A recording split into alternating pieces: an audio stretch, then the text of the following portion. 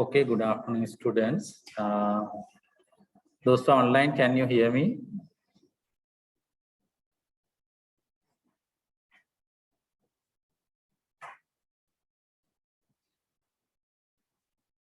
Yes, sir. Right. Thanks. Now, here I'm just going to cover some or discuss probable or whatever the possible questions in the examination to cover most of the aspects in this ICT. I have just selected a set of questions. Now I'm going to discuss these answers. No need to take down the answers. Once you finished, I will give you these answers as a soft copy. Just share with you, then you can just study it again, the content.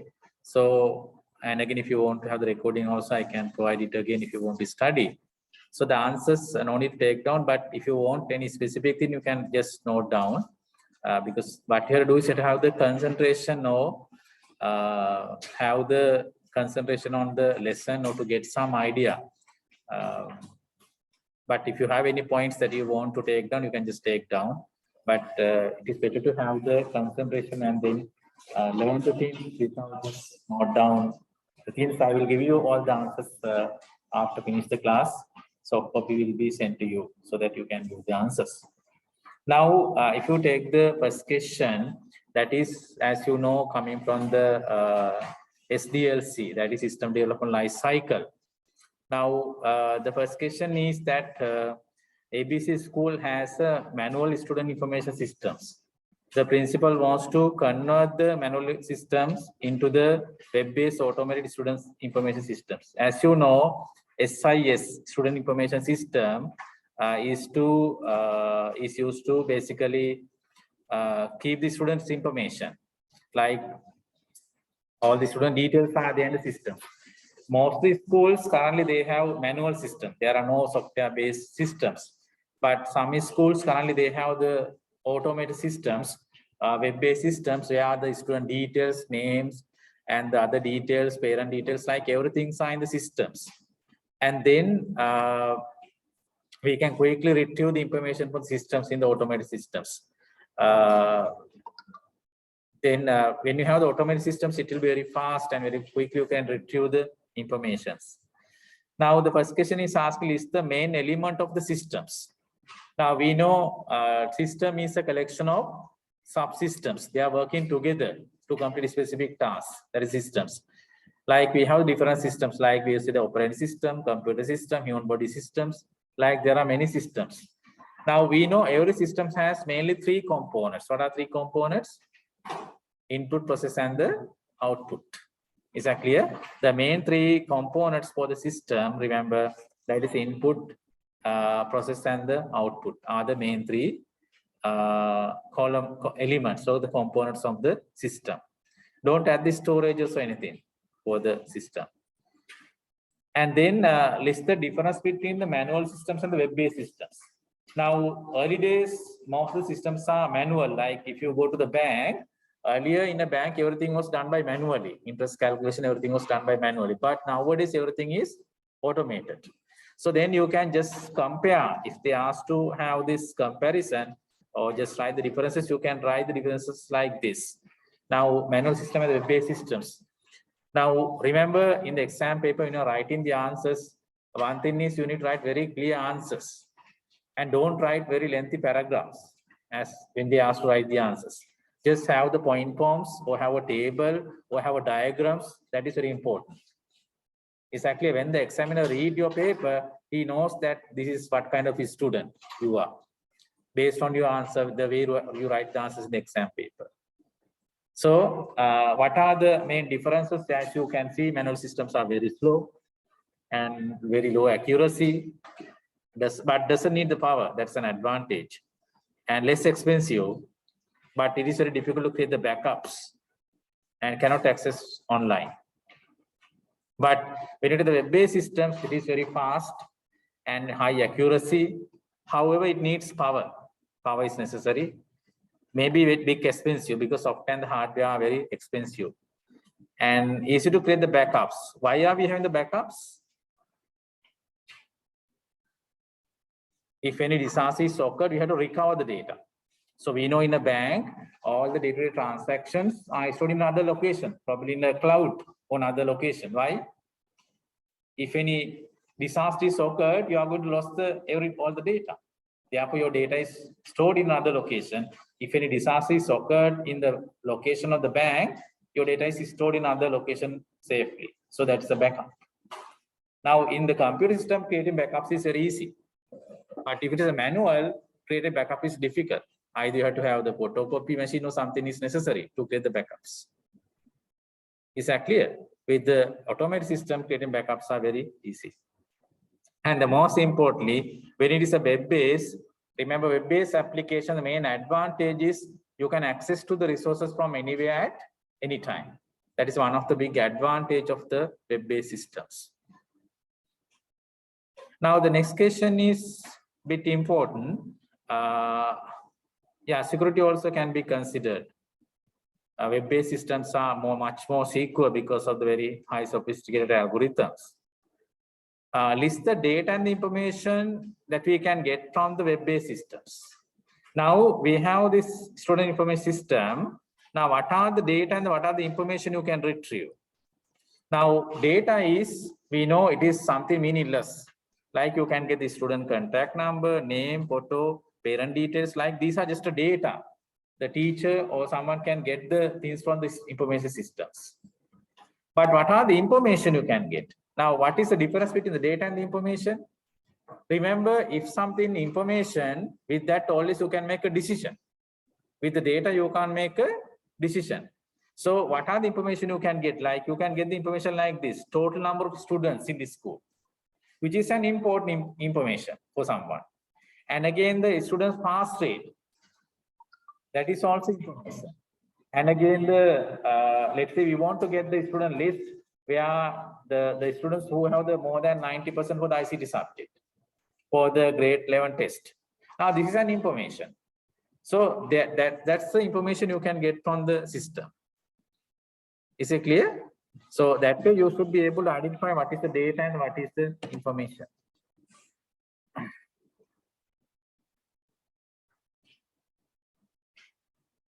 Okay, next question. When the above web-based automated information system is developed, list the 5 requirements gathering techniques. What are the requirements gathering techniques? Interviews, observations, questionnaires, prototyping, record readings, or study the existing systems. Like these are the ways of getting the information when the systems are going to be developed. We want to get the details about the system or requirements. This is the requirements gathering techniques that you can use. Is that clear?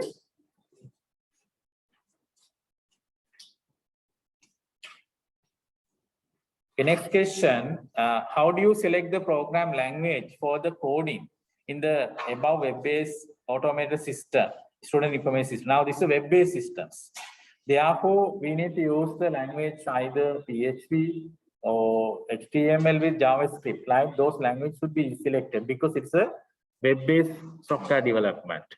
And it should be kind of dynamic website. Therefore, we need to have the PHP like languages are necessary to develop it. Is that clear? Then what are the testing we are using when the softwares are developed? What are the testing techniques? What is the first one? We are do the testing in order. First one is unit testing. After that, unit testing means you take a small unit and test. And then after unit testing, what do you do? Integration testing. That is you test all things integrated together. That is what we call integration testing. After integration testing, system testing. Entire system should be tested. Finally, acceptance testing. That is done with the customer. We ask customer to come and test. That is what we call the acceptance testing. So these are the testings that you need to do. Like, yeah, remember the order. Unit testing.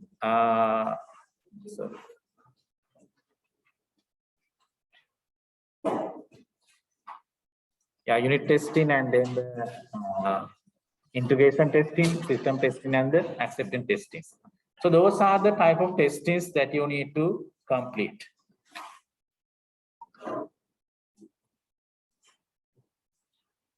Deployment techniques. Deployment means once the software is developed, we need to install the software. Now, to install the software, there are 4 ways to install. What are the 4 ways? That is, once the software is developed, we need to install it in the organization. There are 4 ways to install. That is parallel, pilot, direct, pace. Now, what is the direct installation? At what time you are using the direct installation? Now, direct installation means, now let's say there's a bank, that bank doesn't have a software system. They are using manually. Now you develop the software, then what do? You just ask them to stop the manual one, start the new one. We stop the old one. We ask not to do the manual task. We use the software and use the computers and ask to do everything by the systems. Then that is what? Direct installation. Old one is stopped, new one is started. Is that clear? That is a direct installation. But now remember, to use the direct one, what is the condition you have to use? What is the condition of the test when you're going to use the direct?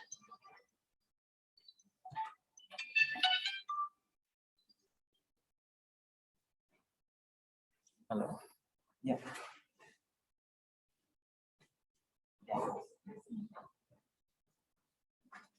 I have sent you the link. Okay.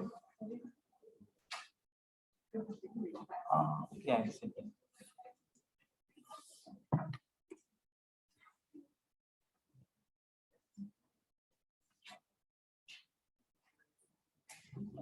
Yeah, can you just try out other question?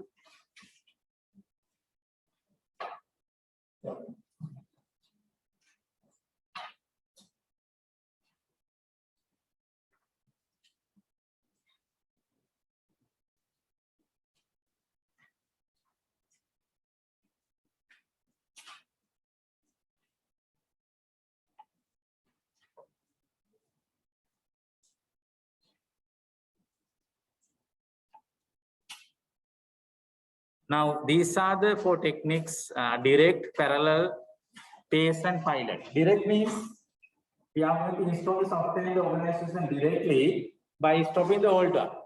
But in that case, you need to guarantee new system is working 100% accurate. Is that clear? But otherwise, you may lose the data. So therefore, you need to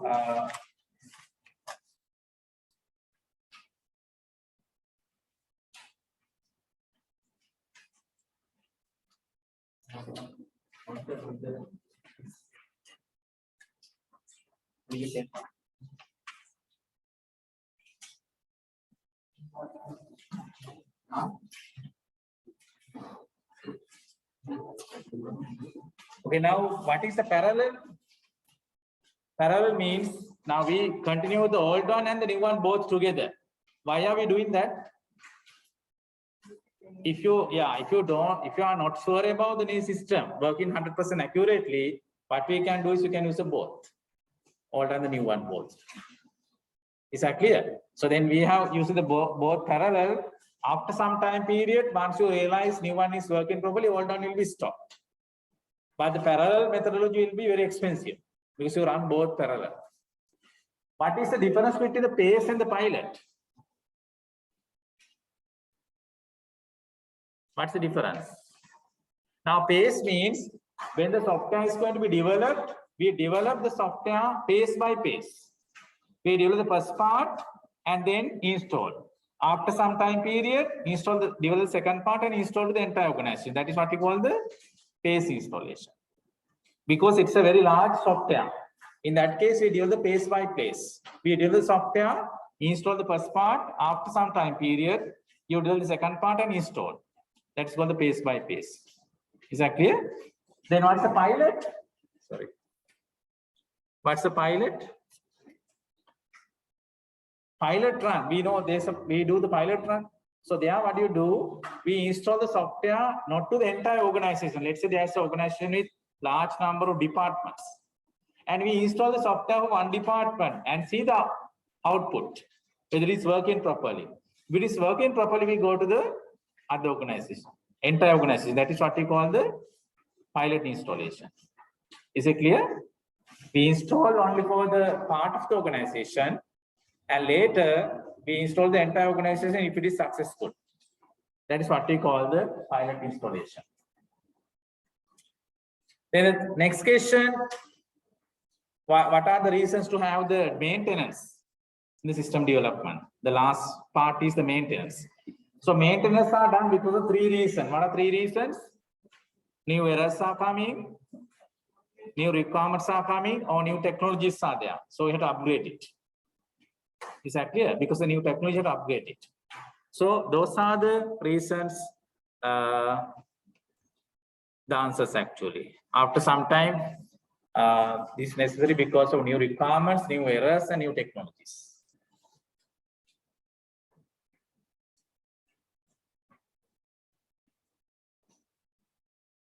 So no need to take down. I will give you this after finish. The soft copy will be given for you to, because there are some other diagrams and others. It may take some time to draw it. Therefore, you can just listen. But after finish, I will give you the soft copy. You can study it. The next question. The school wants to have online examination system to conduct the examination for the students who are at remote places. They want to see the system components parts by parts very quickly, and sometimes the requirements can be changed time to time. This is the system development model with the justification. Now, when the systems are going to develop, there are several models. One is a waterfall models. Other one is iterative incremental models. Other one is spiral model and the prototype models. There are those kind of 4 models. Remember, this waterfall model is better because waterfall model means we complete one phase and then go to the next phase. And once it is done, we go to the next phase. That is how the waterfall model is working. Now, this waterfall model can be used for the software development where the requirements are very clear. Requirements are not changing. But here, what they are saying, are the requirements fixed? No, requirements are going to be changed. Remember, if the requirements are changing, waterfall model cannot be used. Is that clear? Waterfall model can be used if the requirements are very rigid or fixed, not changing time to time. Then the model is which one? Waterfall models. But for this one, requirements are changing dynamically. Time to time requirements are changing. It is not fixed. Remember, if the requirements are changing time to time, and again, they need to have the system parts by parts, like in the phase installation. So in that case, you have to go to which model? Iterative incremental models. There you create the software with several cycles. In that case, when the requirements are changed, doesn't matter. Those can be adapted in each cycle. Therefore, remember for this question, the answer is you have to use the iterative incremental model. Because the requirements can be changed time to time in the iterative incremental model. So that should be the answer. Is that clear? If you have any questions, you can ask. Okay, next question. You are given the URL. This URL is given, uniform resource locate is given, and different components you need to identify here.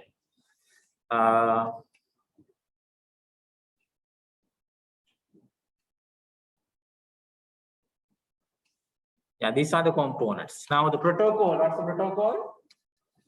HTTP. What do you mean by the protocol? Set of rules for the communication. Remember, in communication, we need to follow some rules. These rules, what we call protocols. Now, when you are sending a letter through the post, are you following rules? Yes or no? Yes, we are following the rule. What is the rule? If you just give a letter, do they send? No, you have to first insert into envelope and properly close it and write the destination address properly, attach the stamp. Those are rules. Is that clear? Sending a letter through the post also done with the rules. Then the data communication, the networking also, there are a set of rules. These rules are defined or agreements between the 2 parties. So these are basically agreements or the rules, what we call protocols. Now here, what is the protocol? HTTP. What it stands for HTTP? Hypertext Transfer Protocol. What is the purpose of the protocol? What it does here? This HTTP is the one who transfers the HTML text between the HTML client and the HTML server. Now, when you are transferring the web pages, what we are transferring actually? HTML text, because web pages are created using HTML text.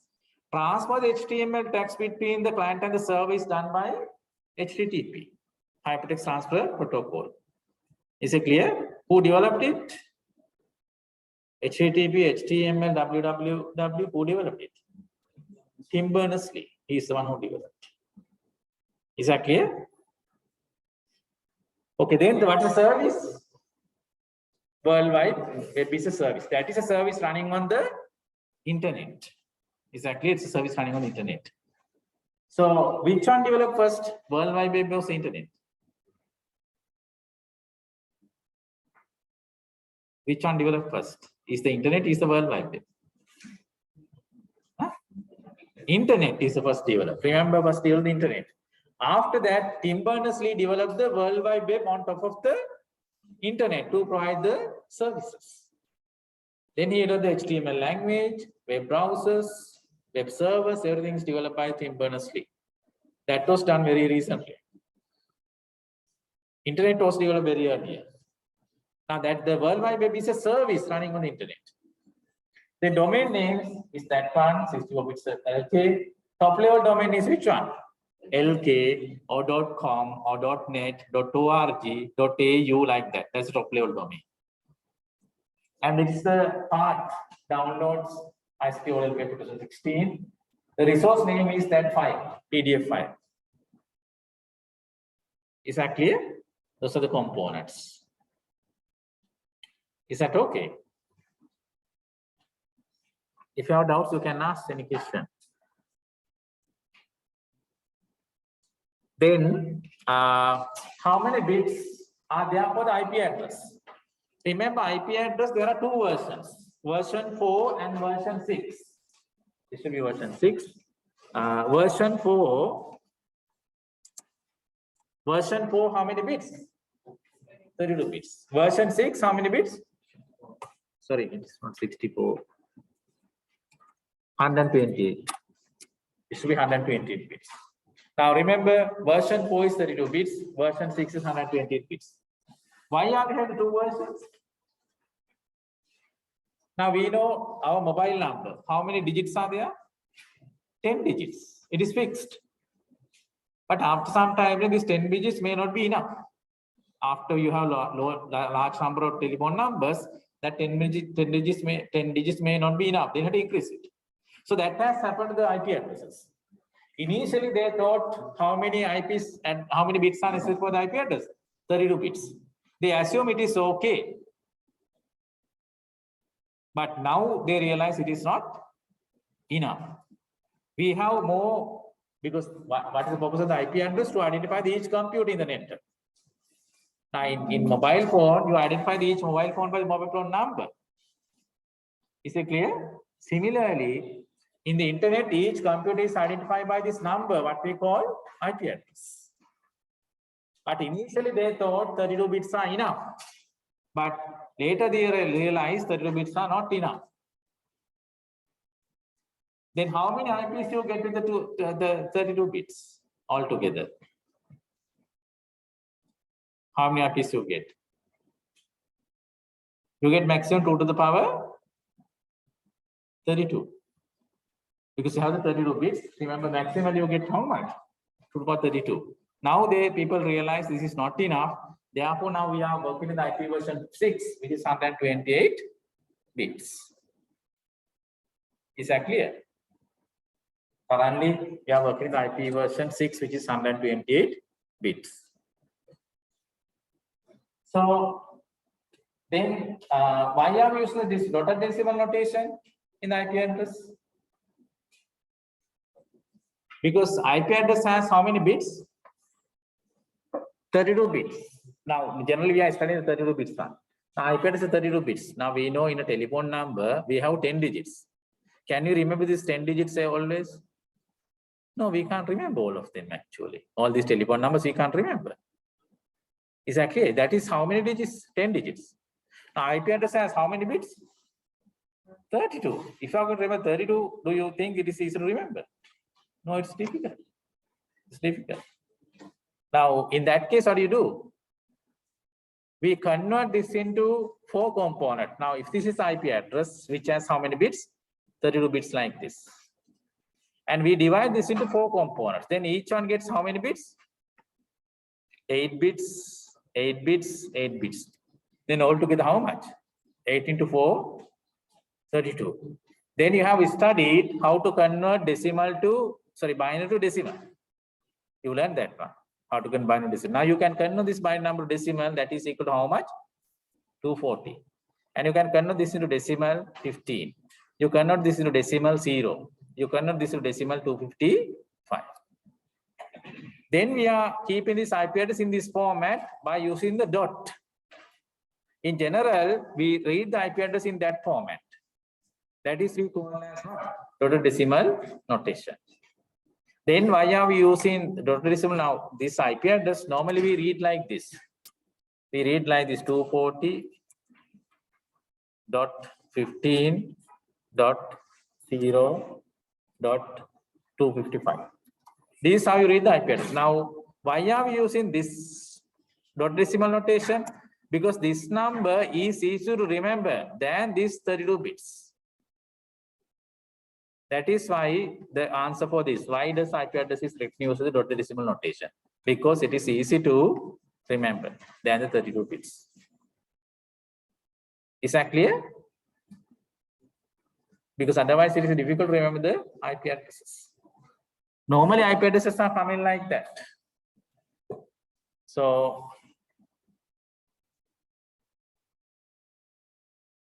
if you take the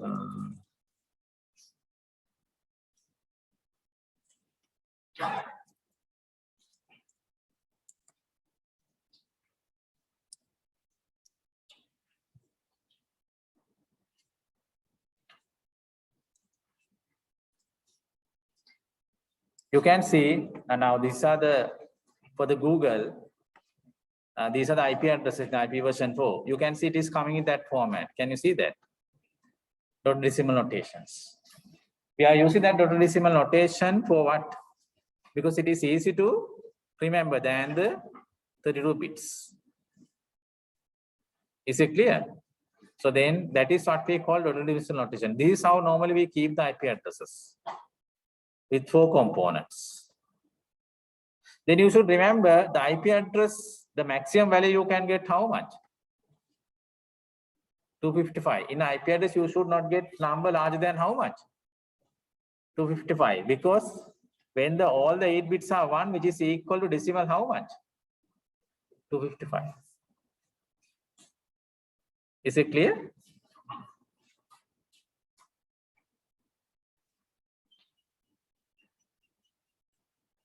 So then why are we using this one? Because this is easy to remember. And is that okay? So the next one is briefly explain how does domain name converts into the IP address. Now the example I gave you here the domain name is a Google. Then by using this command nslookup, I got the IP addresses. Why do you want to have this domain names? Can't we use IP address? Now we all know the Google, but now you have seen the IP address of the Google, but actually we really don't know the IP addresses of the website, most of the website. We know what? Domain names. Why are we using the names instead of the numbers? But remember, actual communication between the computers are done using IP address. Just like this mobile phone, when you call someone, this phone and connect to another phone using what? That phone number, not the names. Similarly, this computer is communicating with another computer using what? IP address. But problem is people doesn't like to remember the numbers. But people can remember the names. Is that clear? So that is why in a mobile phone, we know when you want to call someone, we probably can't remember that person's number, but we can remember that person's name. Then you just search and find the name and you call. But remember, when you call, it is not really connected by the name. It is connected by what? IP address. Therefore, remember, why I use the domain names? Because you can easily remember. Similarly, the internet also, for each machine, there's a name. For specific servers, there's a name. Like Google is the one server like that. Then everyone knows the Google, but we are not remembering the IP address of the Google. But actually, you are connected, your computer is connected to Google using the name or using the number.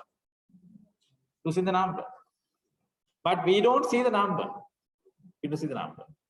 But our computer, before connecting the Google web server, our computer needs to know what is the IP address of the Google server. Because we are not giving the IP address, we are giving which one? Domain name. Now you can see this NS lookup will convert the domain name to the IP address. So then there is a server called as a domain name server. He is the one who converts, once you send the domain name, he will send the IP address. Now in my computer, I don't have all the IPs of the other web servers. Whenever you type the URL or domain names, my computer has to communicate with the DNS server and ask the DNS server what is the IP address. Then once I get the IP address, then only I connect with the other server. But in the mobile phone, all the names and the phone numbers are listed in the same phone. But here, domain name and the IP addresses are not stored in my computer. They are stored in a different server called as a domain name server. Now here, question is asking, how does it do that conversion? So this is how it does the conversion. Now in your computer, let's say this is your computer. So in your computer, you type the URL, domain name like this. Remember, when you type this domain name, my computer doesn't know what is the IP address of the Google. Then my computer, that web browser, has to communicate with the DNS server, local DNS server. It communicates the DNS server, which is given by the service provider to you.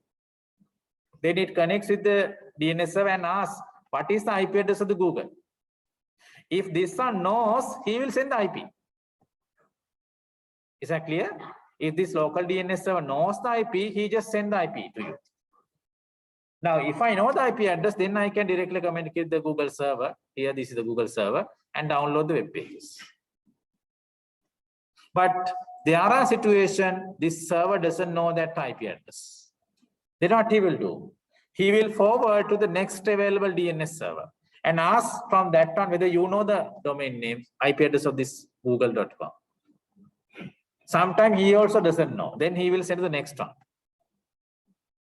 Sometimes he also doesn't know. Then he will say next one. Like this will go until to what? Now here, what is the top level domain name server? Google.com. .com is a server, final server. So then you communicate the .com server. From there you download what? IP address. Because definitely .com is a server who is registered the machines with that domain name. Therefore, .com server is a top level domain name server. He should definitely know what is IP address of that corresponding server website. Therefore, definitely he must have that IP address he should send here, and that will be written back to this, and that will return back to this, and return back to this. Then my computer get the IP address of that machine. Then since I know the IP address, I can connect with that and request the web pages, and web pages will be downloaded on my machines. Is it clear? That is how domain name server process is working. Is that okay? Don't memorize. Now, just keep the things with the understanding. That is the way you can write the answer to the examination. Always use the diagrams. That's one of the very important in the exam, remember, because diagrams will give you thousands of things than the paragraphs. In the exam, now when you ask to explain how this is working, just draw a diagram. Because examiners also don't like to read the paragraphs. And again, when you are writing a paragraph, they think you don't know the answer. And when you are writing the paragraphs, you are wasting your time also. Is that clear? Therefore, in the examination, look at the answer, how they are asking to describe, and write in the point form and use the diagrams. Those are very important in the exam paper to score the marks. And if there's a calculation, don't write the final answer. Is it clear? Like in mathematics subjects, don't write the final answer. Why? The final answer is wrong, you don't get anything. Write all the steps. How did you reach to that place? Because then the examiner can assign some partial marks. Is it clear? Here also, if they ask something, don't write the final answer. If the final answer is wrong, you would got 0. But when you write the answer step by step, the examiner can assign some marks. Partial marks can be given. Is that clear? And the other thing is, when you write the final answer, they may think you have copied from somewhere. Is that clear? Therefore, always write the answers in the point forms in the examination, and again, use the diagrams. Because diagrams provide more information to the examiner. Because when he sees, he knows that you know the process. Is that clear? Use very nice diagram and nice handwriting. Those are very important. Neatness of your work is very important in the exam paper. Because when we also get the paper, if there's a very nice handwriting, we like to mark that papers actually. Sometimes before mark start, we just look at the papers. Which one is having very nice handwriting, everything. Or clean neatness. Those papers will start and write the marking. When you see the paper where your characters are very difficult to read or difficult to understand, we really don't like to start that kind of paper. We have to mark that paper, but we really don't like to start that kind of papers. Is that clear? Therefore, those are another point to score your marks in the examination. Just keeping those things also in your mind.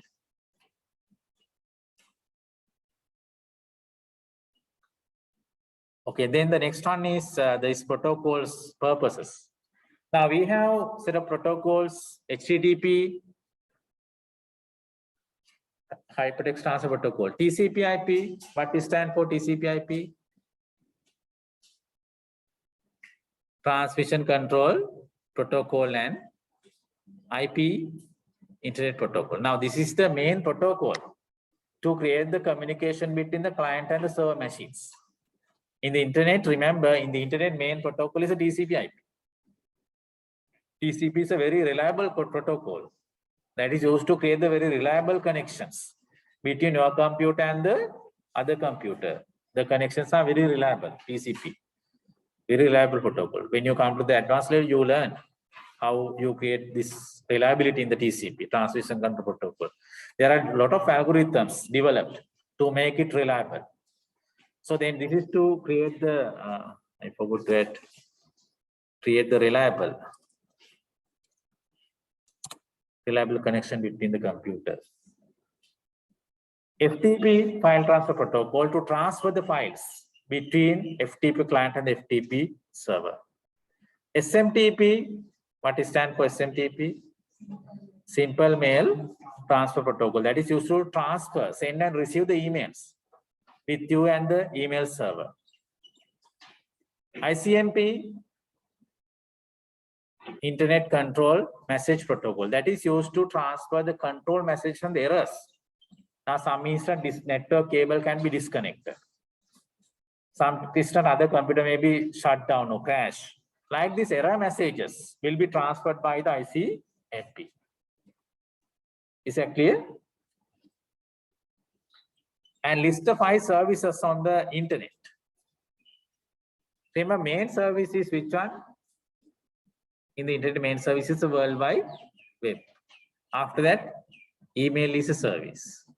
Then we have the remote access, FTP, file sharing, like those are the services on the internet.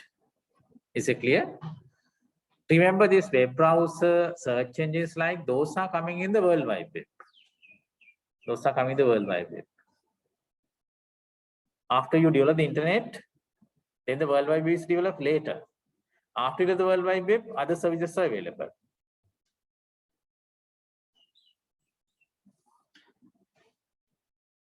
Yeah, what is the definition of the uploading and the downloading? What do you mean the uploading? So basically, uploading means when the client is sending the data to the server, which is called upload. And when you get the data, when the client get the data from the server, what we call downloading. Is it clear? What is the difference between the client and the server? Can you tell me? If someone asks what is the difference between the client and the server? Who is the client? Who is the server? How do you define the difference? Or how do you describe the difference? Yeah, client is the one who requests the services. Who is the server? Yeah, service provider. Service is the one who provides the services to the client. Is it clear? Client is the one who is requests the services. Service is the one who provides the services.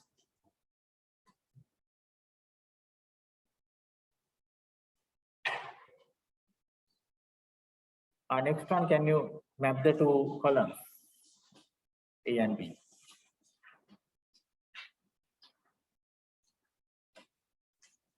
Just find out the mapping.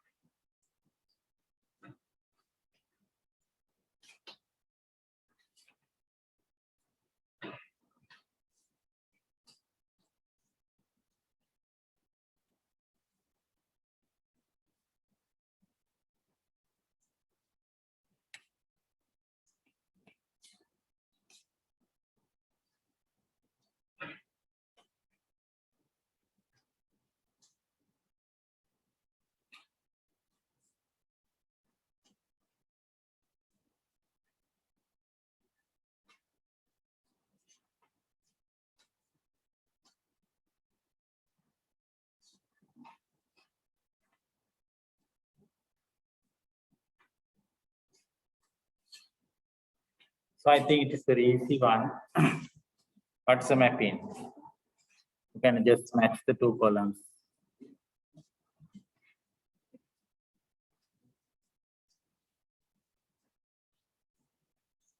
So URL is the first one, www.64.l.lk.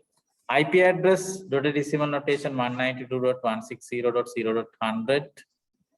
Search engine, Yahoo. Web browser is a Firefox. Protocol HTTP. Web service a Microsoft IIS. Microsoft IIS is the web server software. Is that clear? IIS means information. I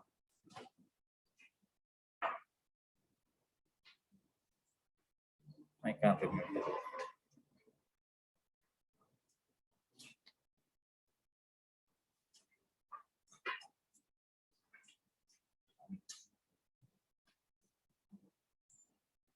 Is that correct? The matching?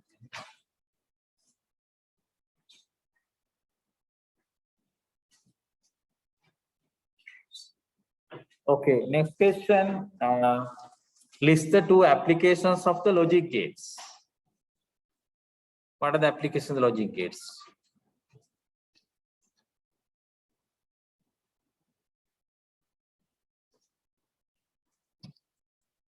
Logic gates normally used to develop what kind of things?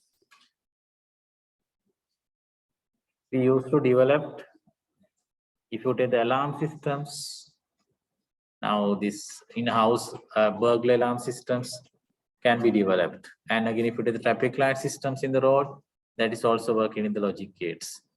And most of these digital devices are working with what? Logic gates.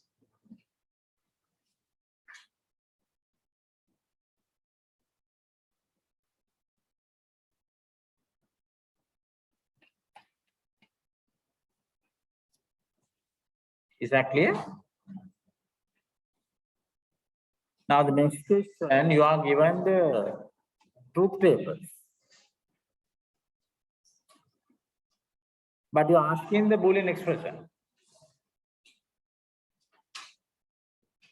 Can you tell me what are the Boolean expressions for each output?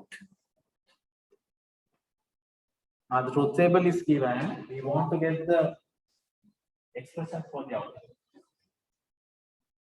First one, what is it? Anyone? A plus B, 1. How do we decide it? We know when you added them together, what is the answer? When you added them together, now we know we have two basic gates, AND gate and OR gate. AND gate is same as what operation? Mathematically? AND gate means what is operation? Mathematical operations. Multiplication. OR gate means addition. Exactly, OR gate means addition. Now here, you get the answer, the inversion answer you get by adding them together. Because when you add them together, you get 0 plus 0 is 0. Sorry. When you add them together, 0 plus 0. 0 plus 1 is 1. 1 plus 0 also 1. Now if you add them together, 0 plus 0 is 0. 0 plus 1 is 1. 1 plus 0 is 1. 1 plus 2 means again 1. But here, these values are inversion of this. Is it clear? Therefore, that should be A plus B bar. Is that clear? Therefore, the first one is, what is the answer? That is a not O operation. Is that clear? How about the second one? What is this one?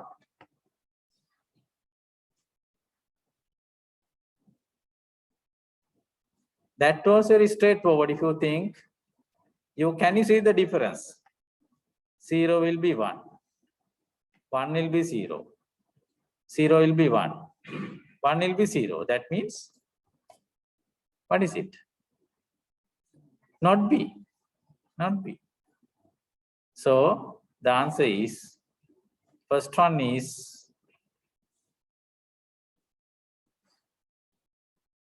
not A plus B. Second one is not B.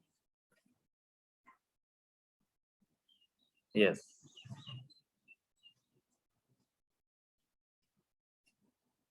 Is that clear? Because here, this is the inversion directly. This will be the inversion of this one. Therefore, not B.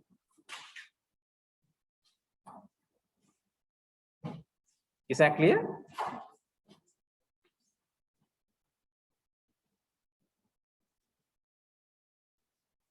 Then,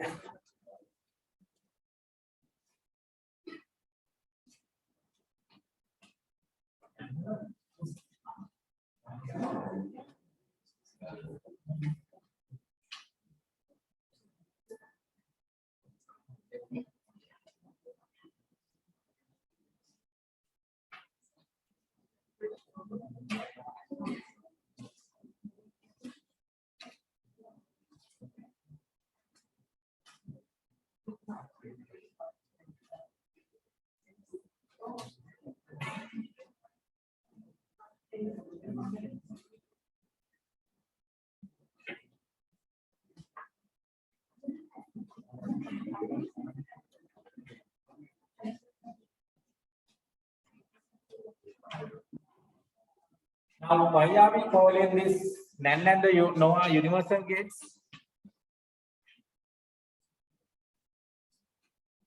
Reason to say they are universal because their manufacturing cost is very low. And again, the power requirement is very low. Therefore, AND gate, OR gate, NOT gate, All the other gates are built using what gates? NAND gates and the NOR gates. Is it clear? The reason is manufacturing cost for the NAND gate and the NOR gate is very low with compared to the AND gate and OR gate and the NOT gate. Therefore, AND gate and the OR gate and the NOT gate, very basic gates, are built by using what gates? NAND and the NOR gates. Is it clear? That's the reason to say that manufacturing cost is very low. Is it clear? Now, you are given this circuit diagram. Now, when this, you can take, let's say this one is, this one you can say X circuit switch. This one is you can take as Y. And then based on some condition, this line will be on. You know this circuit must be connected, get connected. Then by taking the XY as input, and output is the bulb. And by putting this value, can you complete the truth table? So to satisfy the next part.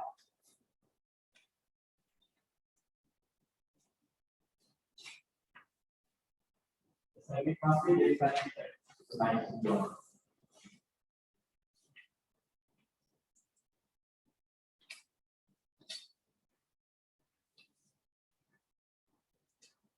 So each switch is having two options, 0, 1.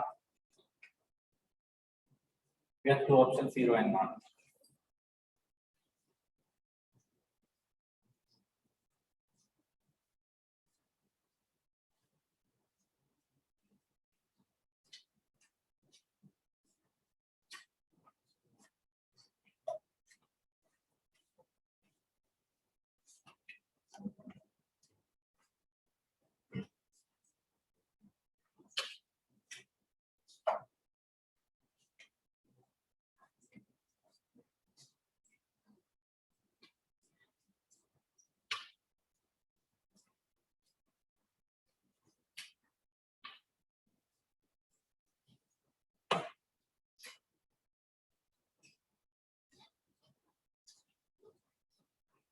What did you get?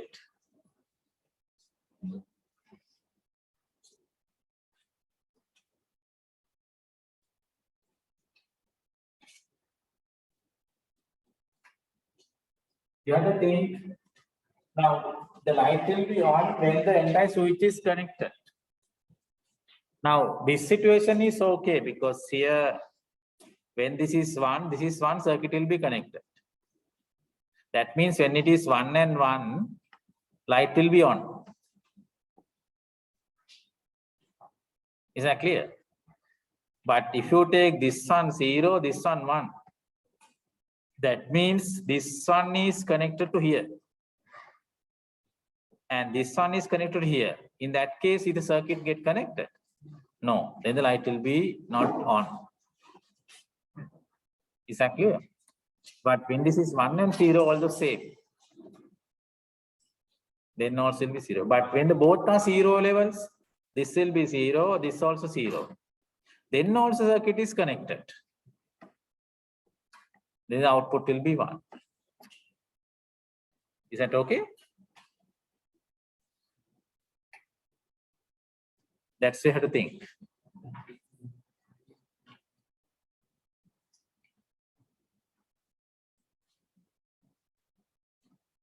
You should get something like this.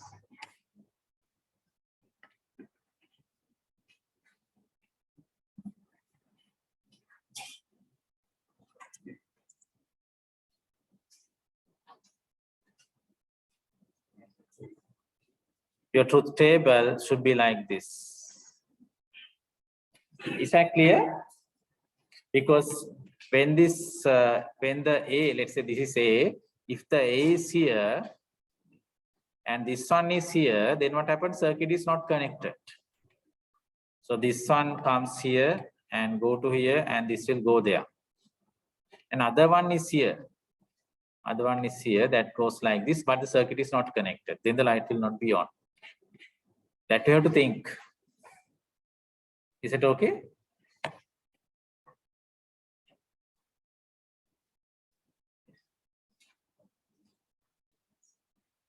What gate represented by this circuit? That is what gate? And O. AND gate. Why? You can see this light. This light will be on. What is the requirement? Switch A. You can see the word and switch B. Both should be on. Therefore, this is what operation? AND gate. AND gate.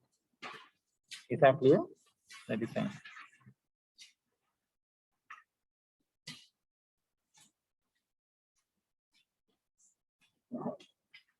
Here, can you draw the Boolean expression for the output?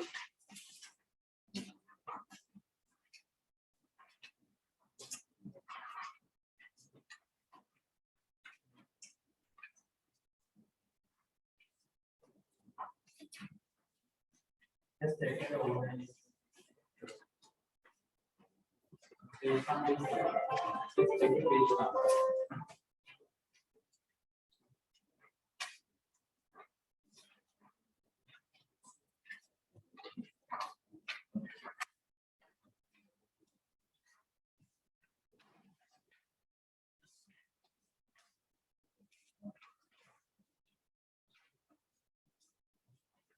identify the gate, and gate is a multiplication, or gate is addition.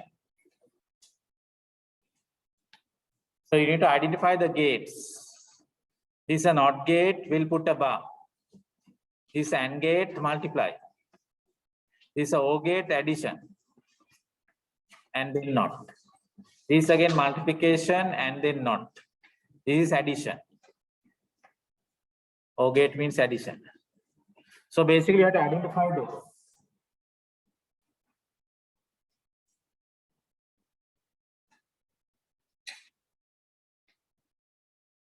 And then we can get a Boolean expression.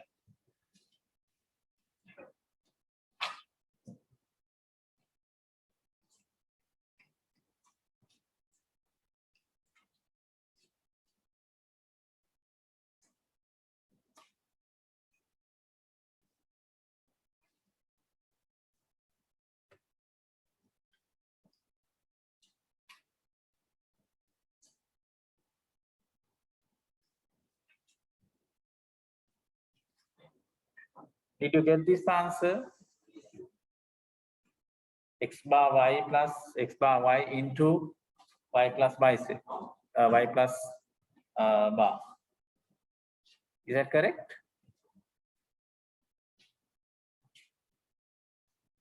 So this cell generates the, this is the one which comes here, this one here. And the same thing goes to here, this one. And this one, this is coming from the output as here, this one. And that is multiplied with the this one again. And those two will be added here. Is that clear?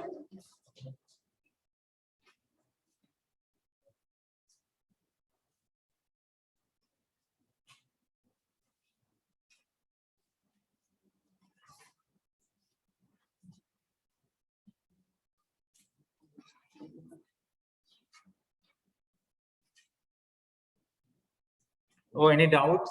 Anything not clear? Is that correct?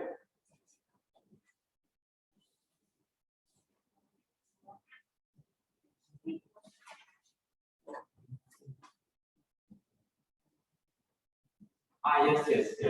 Yeah, that's correct. There should be another class, sorry. Yeah, there should be a, yes, that's correct. Because here there's another circle. Therefore,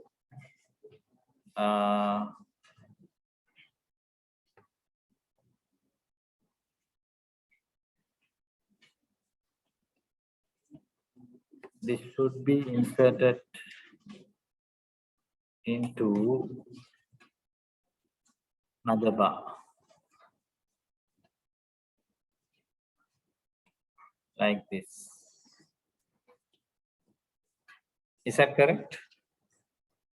It should be something like that. That's correct.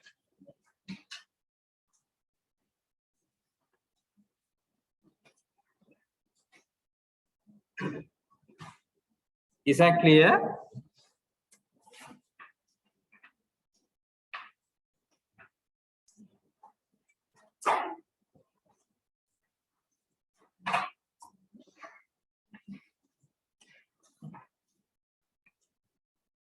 Okay, next one, can you draw the circuit diagram and the truth table?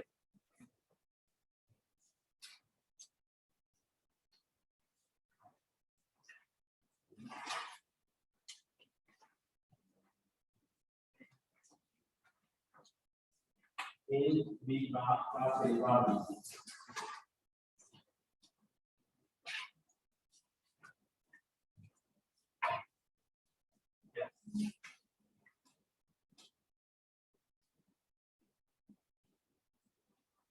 And draw the truth table.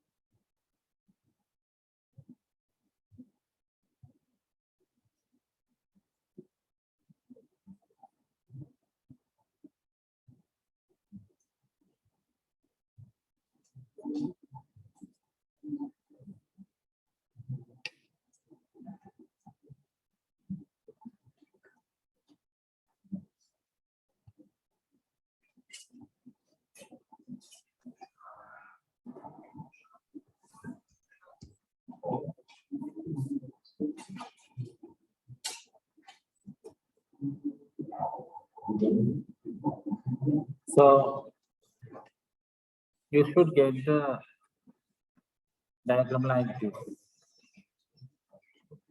That is, we want to have the multiplication separately and addition later. Now A with B bar. So here this is A and this is B bar. Multiplication is done by the AND gate. This is an AND gate, multiply them together. And the next one is AB bar. Sorry, A bar B, this one. That is also multiplication. And finally, to add them together, addition is done by the OR gate. Therefore, these numbers will be added. Then you get this. Is that clear? Truth table, did you get the truth table? Now the truth table, remember, this truth table you can get directly like this. There, how do you do that? Now you can assign these values. Now initially the values are 0 and 0.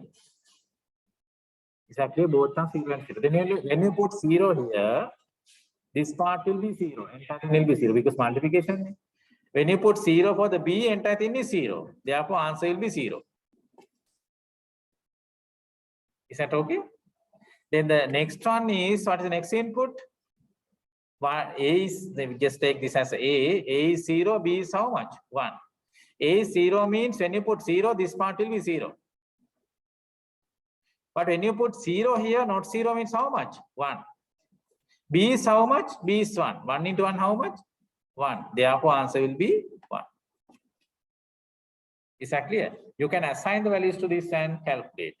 Or the other way is, you can create the entire truth table. Like we can get the each input values, we have the A and the B, and calculate the A bar is necessary, B bar is necessary, and multiply AB bar and multiply A bar B and add them together.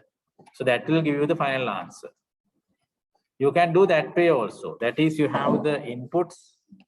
One is a A, other one is a B. You have to find the A bar and the B bar is necessary. You have to find the A, B bar and A bar B. Then finally get the sum. AB plus AB bar. So we need to find out AB, and you need to find the A bar, B bar, and A bar B, and AB bar, and addition of this.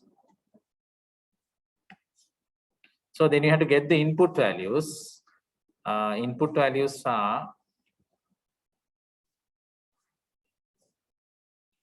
0 and 0 and 0 and 1, 1 and 0, 1 and 1. So those are the input values. Then you can see A bar. Now this is the A. A is this column. Therefore A bar is inversion. A bar should be inversion. Then the A is this one. Therefore it should be 1, 1, 0 and 0. That is A bar.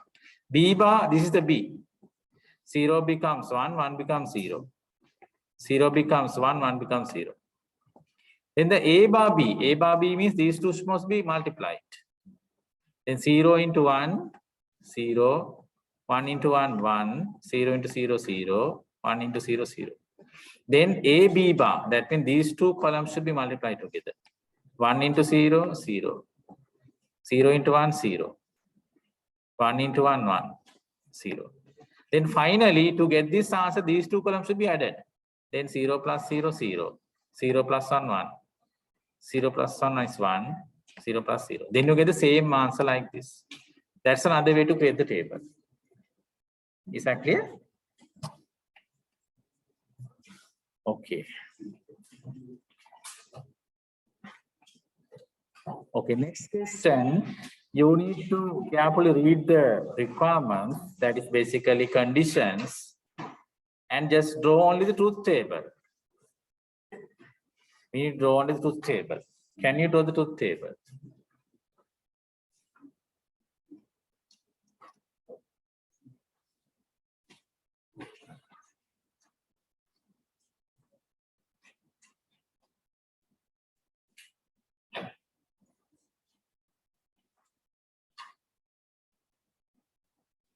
So then what are the inputs?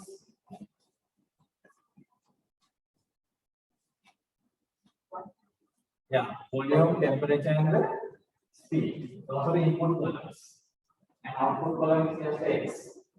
Then by taking those 2, 3 inputs, and then look at the output based on the conditions given. So here you have to carefully read the conditions.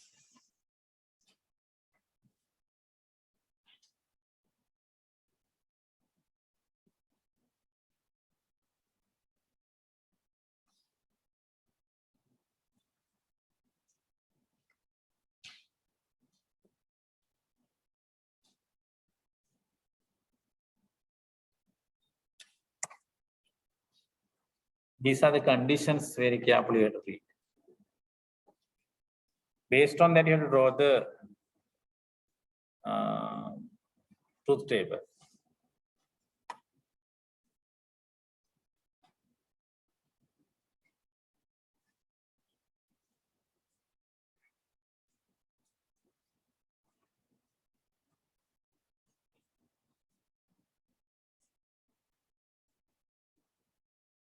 Just take the inputs B, T, and S, and carefully read the conditions.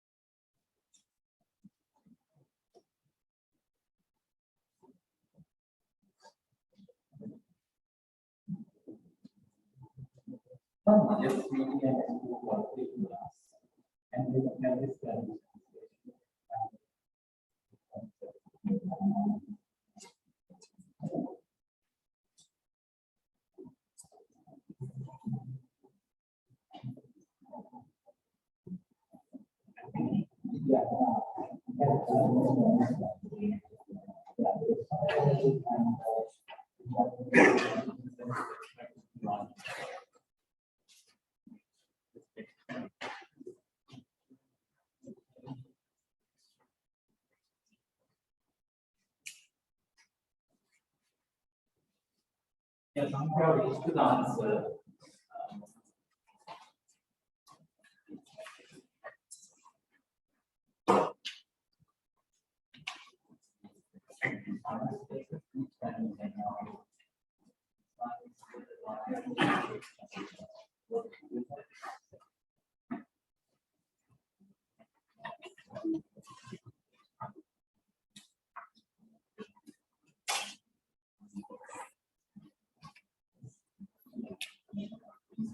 Now, this one we have to look at the requirements. What are the requirements here? Once you get the table, VT and S is the columns, inputs. You can read the conditions carefully. What is the condition? You can see the output will be 1. What is the requirement? The volume V larger than 1000 liters. Volume V larger than 1000 liters means V is equal to how much? 1. V should be 1. That's one requirement. And you can see the word and speed is less than 15 meter per second. S is less than 15 per meter second means S should be how much? 0. Then the one requirement in the table is you have to find out what are the places V is 1, S is 0. Is that clear? The one requirement is V should be 1, S should be 0. Then go to the truth table, find out where is the V is 1, S is 0. In the truth table, where is the V is 1? V is 1. V is 1 here. V is 1. S is how much? 0. S is 0 means S is 0. Yes, is 0. What is operation? AND operation. AND means both. So that means here it should be how much? Here it should be 1. Here it should be how much? 1. That is the answer for the first condition. Is that clear? Then look at the second condition given in the question. What second condition? If you go to the second condition, yeah, second condition is this. You can see the second condition is temperature is less than 750. Temperature is less than 750 means ST is how much? T is 0. And S is larger than 15. S is larger than 15 meter per second means S should be how much? S should be 1. That means T should be 0, S should be how much? 1. Then go to the table, find out where is the T is 0, S is 1. Go to the table and find out where is the T is 0, S is 1. Then look at the table where T is 0. T is 0 here. T is 0 here. S should be how much? S should be 1. It should be 1. Both will be satisfied in which location? Here it satisfies both. And here it satisfies both. Other places should be how much? 0. Therefore, this should be 0. This should be 0. This should be 0. This should be 0. That's the truth table. Is that clear? I think some of you have got that now. That's why you're going.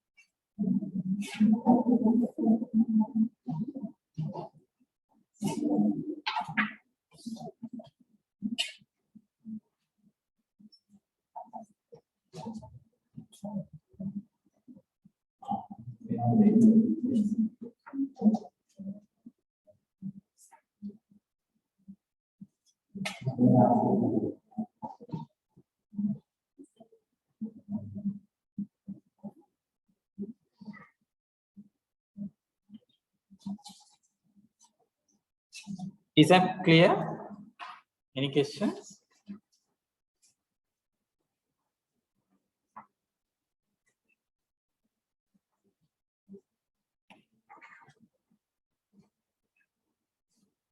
So this kind of logical things may be there.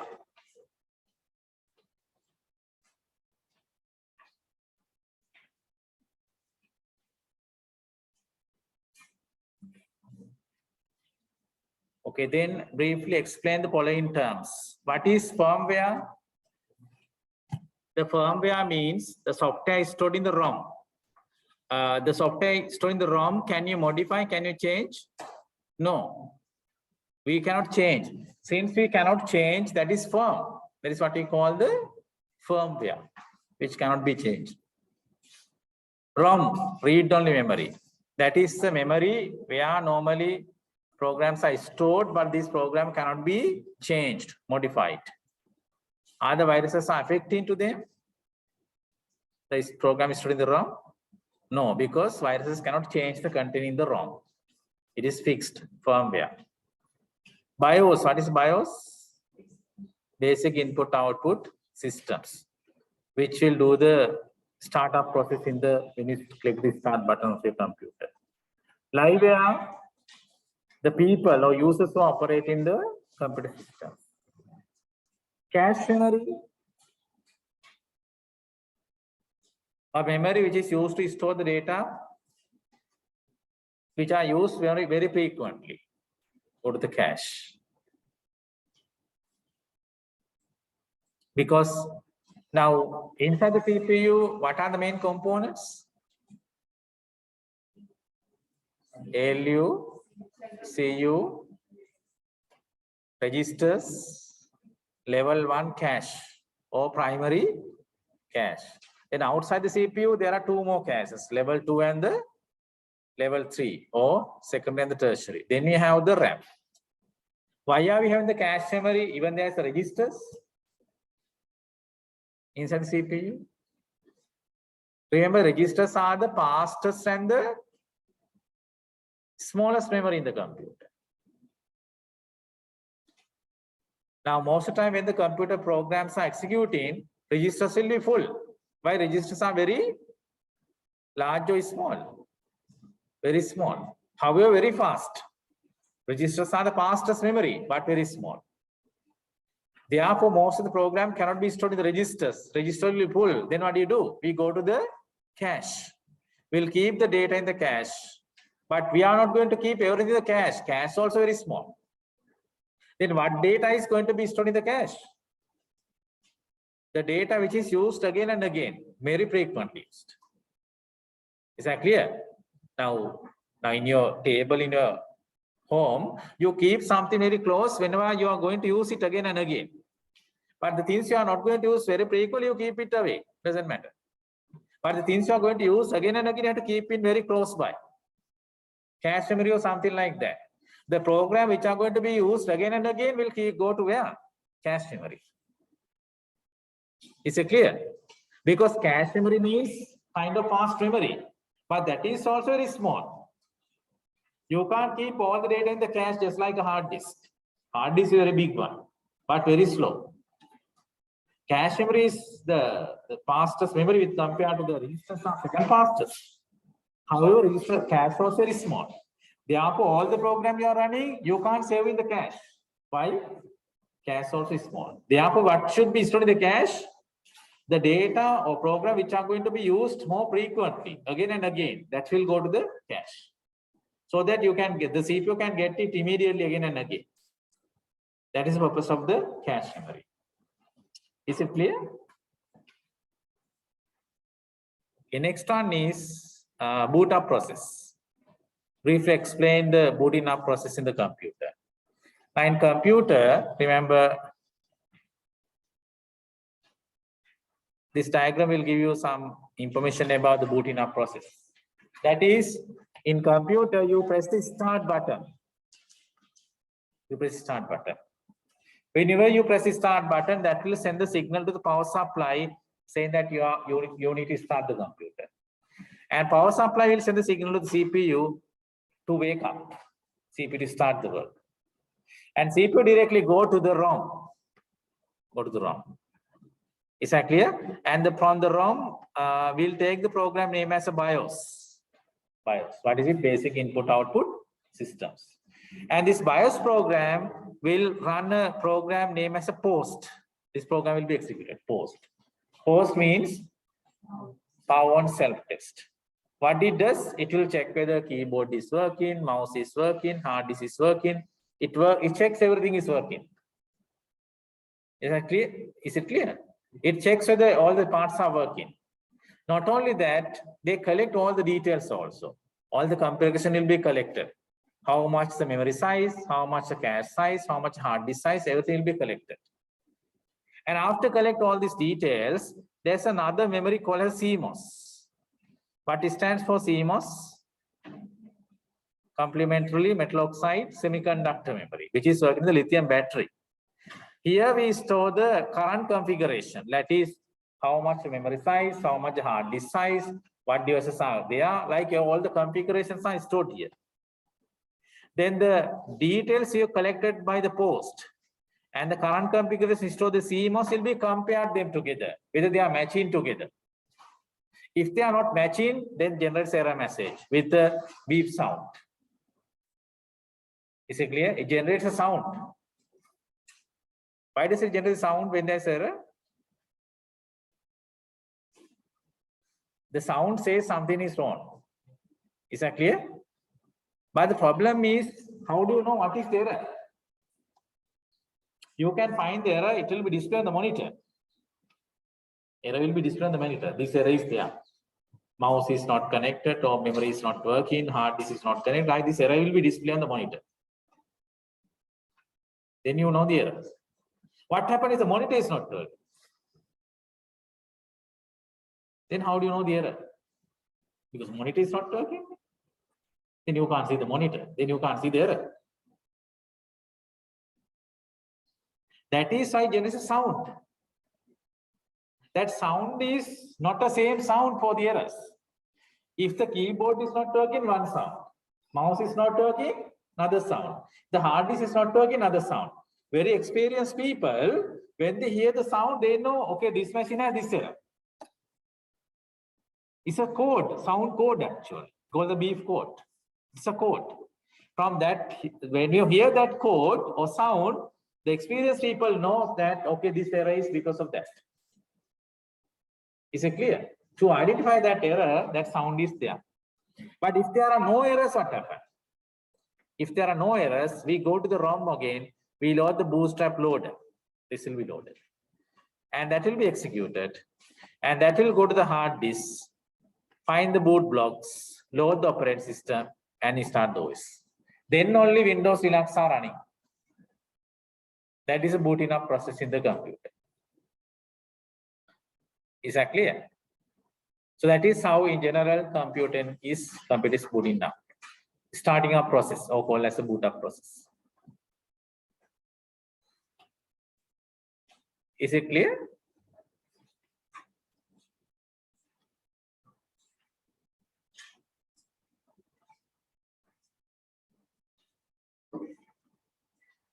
These are three types of systems. You can say computer system, operating system, human body systems, like we have the systems. What is the definition of the system? System is collection of subsystems. They are working together to complete specific tasks. Then list the utility software, like this clean software, this defragmentation software, antivirus software. Like you can write a lot of utility softwares. Then what is the operating system?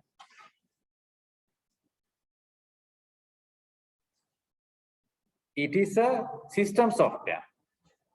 Is it a simple software or complex software? Operating system, is it a simple program? No, it's a very complicated, complex program. And yeah, that is a system software. Now, system software, it is working as, how do you define the operating system? The operating system is a software or program, system programs, which work as an interface between the user and the hardware. Is it clear? Operating system, remember, sometimes you can see the example with that diagram also there. We have the hardware and then the OS and then the system programs and then the users. So here we have the hardware and OS is here. Operating system is here. And other application software is here.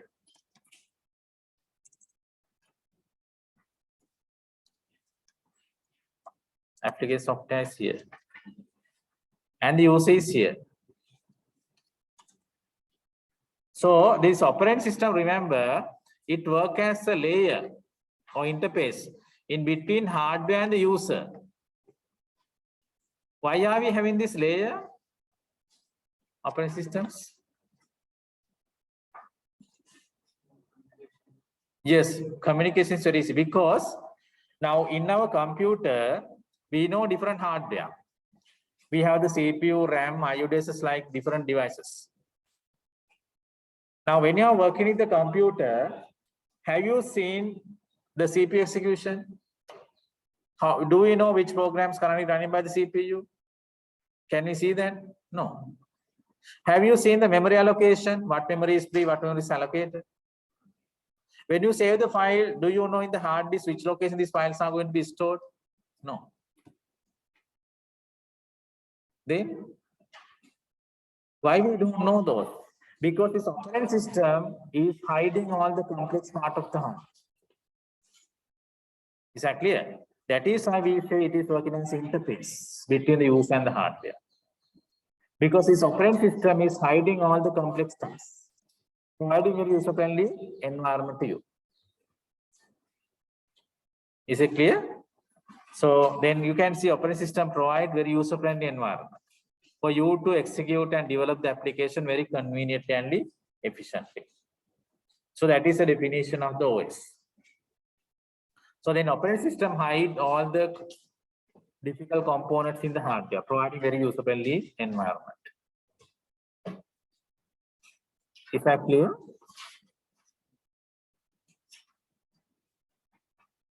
Now, when you take operating systems, we have two types of operating system: open source and the closed source or proprietary.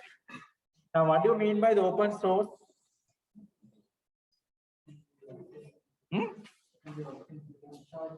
Yeah, one thing is open source are free software. But what is the real meaning of the open source? What do you mean by the source? Huh? Remember, when you write a program, let's say you write a program in Pascal, that when you write a program in a language, that program code is called as a source code. Now you have written the program in the Pascal. When you write a program in the Pascal language, those are what we call source. Open source, that means source can be open and see. Now this operating system means, is it a program? Yes or no? Is the operating system a program someone developed? Huh? Like Windows, Linux, Unix, like operating systems, are they programs? Huh? Yes, they are programs. Who developed? Software engineers, software developers. Who developed that? Is it clear? Remember this, whatever that operating system like Windows, Linux, Unix, Ubuntu, like all this operating system, someone has to develop. These are some using, normally these operating systems are developed by the C and C++ language. Now you have learned Pascal, but these operating systems are developed by the C language and the C++ language. Now this operating system is also programmed, someone is developed. Then open source means you can open and see what are the codes inside. That's called open source. And they are freely downloadable. Linux, Unix, Ubuntu, Fedora, Android, all these are free software, open source software. You can open and see the algorithms, data structures inside. You can see the codes, how they have developed. That's called open source. Proprietary means, are they freely downloadable? No. You have to pay and buy. Still code is locked. Can you open and see the code? No. Like Windows, Macintosh, like operating systems. Is that clear? That's the difference.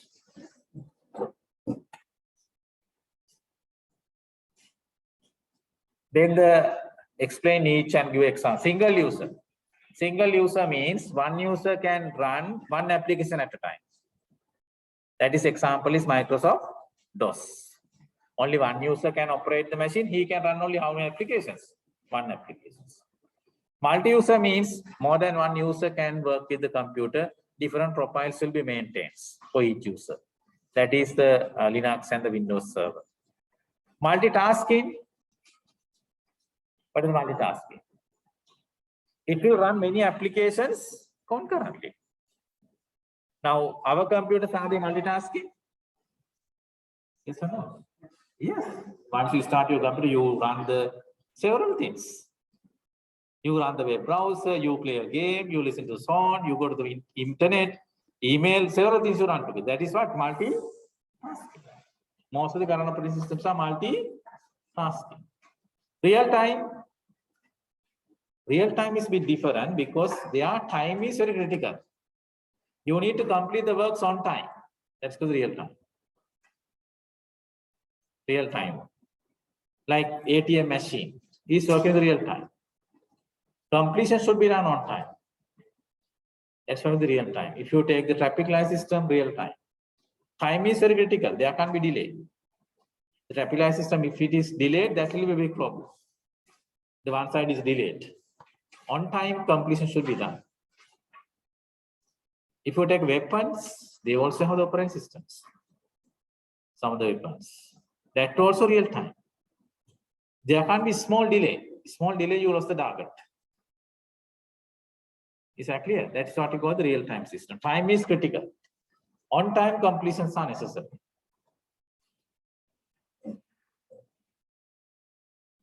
Okay, list the services provided by the operating system. One is user-friendly environment. Now these operating systems are user-friendly. Now to learn this operating system in your computer, did you read any book? No, you have just learned. Therefore, it is very user-friendly. Now to learn the things in the mobile phone, do you read any books? No. Why? It is user-friendly. Is that clear? That is so much user-friendly. You can just learn by just click that, you learn the things automatically. Manage the IO device. Is it a service?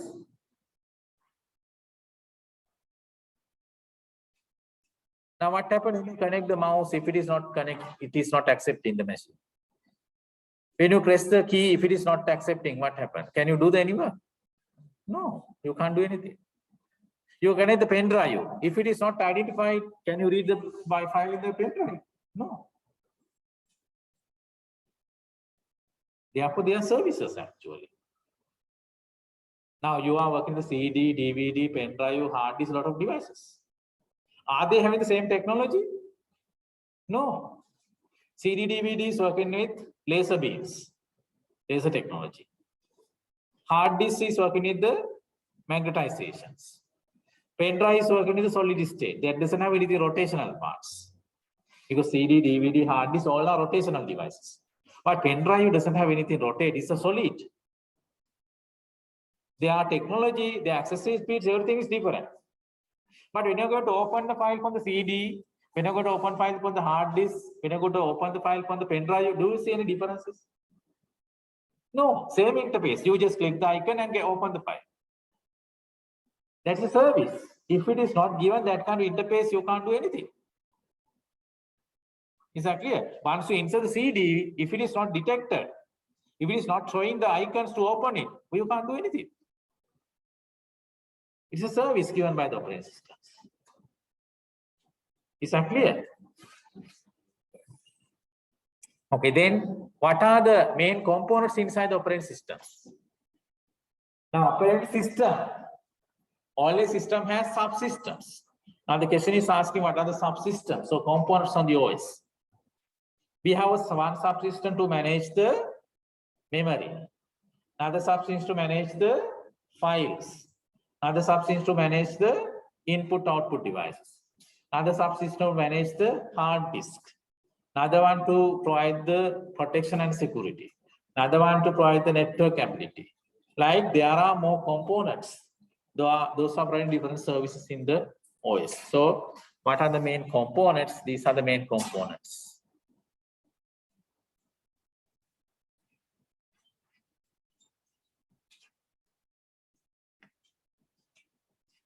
So we have the memory management, file management, process management, IO device management, secondary storage management, protection, security, network management.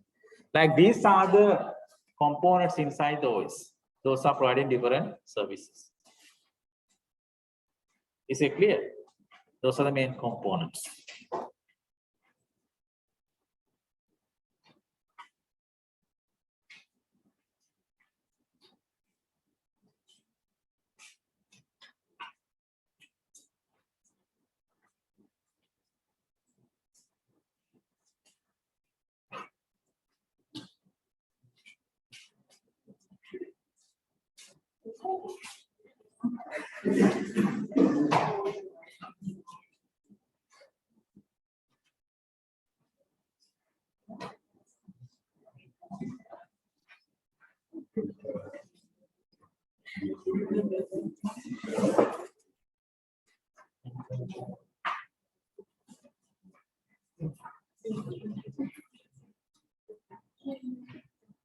Okay, now the next one is basically a database question.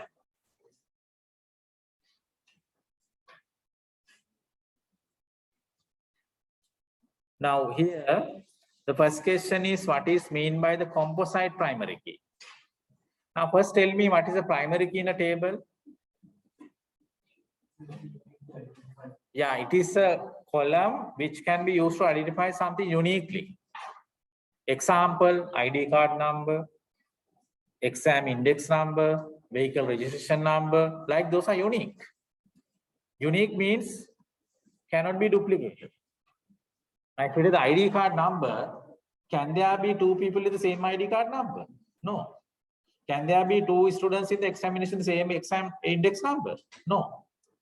Can there be two vehicles with the same registration number? No. That is unique. So if it is unique, you can identify a record uniquely. That's why I call the primary key. It's a column that can be used to find the item uniquely. Remember that word uniquely is very important. So here, but what is composite primary key? There are situations we can't select a single column to work as a primary key. In that case, what do? You select two or more columns together to create a primary key. When you select two or more columns together to create primary key, which is what we call composite primary key. Composite primary key. Is it clear? You select the two or more columns together to create a primary key called the composite primary key. Now, according to this tables, our next question asks primary keys. Now, in the item table, what is the primary key? Item ID. How do you say that's a primary key? Because it is not duplicating. So the item table, what's the primary key? Item ID is a primary key. Supplier table, who is a primary key? Supplier table. Is that clear? Because it is unique. But this table, what's the primary key? Yes, in this one, the primary key is both together. You can't take one. Therefore, that is what we call composite primary. Is it clear? Then what is a foreign key? What is foreign key? How do you define it? One table primary key. When it goes to the second table, it is called as a foreign key. Why are we using the foreign key? To build the relationship between the tables. Is it clear? Now, in this example, item ID here, it's a primary key. Item ID here, it is what? Foreign key. Why are we having that? To build the relationship between these two tables. Supply ID, what is it here? Primary key. Supply ID here, it is what? Foreign key. Why are you having that one? To build the relationship between these two tables. Is that clear?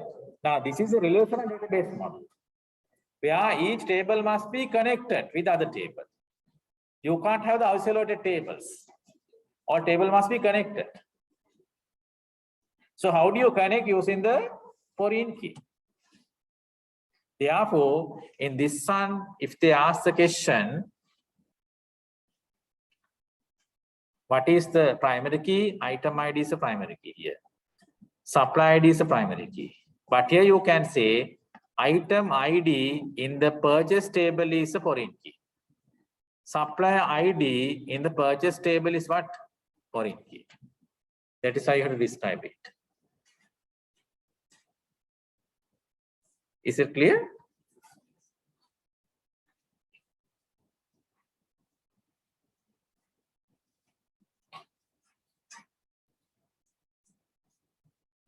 Then the shop owner wants to buy 20 pencils from the supplier Kamal on 25th of May 2016. What tables need to be updated? Now the shop owner is going to buy 20 pencils. He is going to buy the 20 pencils from the Kamal, from this one. He is going to buy the 20 pencils from the Kamal. Now they are asking what table should be updated. What table should be updated? Purchase table. What do you write? You need to write the date. Supplier Kamal, what is ID? S00, S03. What's the item ID? Pencil. Pencil is which one? T01. What is the count you are going to buy? 20. Is that all? Are we updating? Only the purchase table? No, what table need to update? Item table. Item table, this should be updated as to how much? 50. Because you buy the 20 pencils. That should be updated as 50. Is it clear?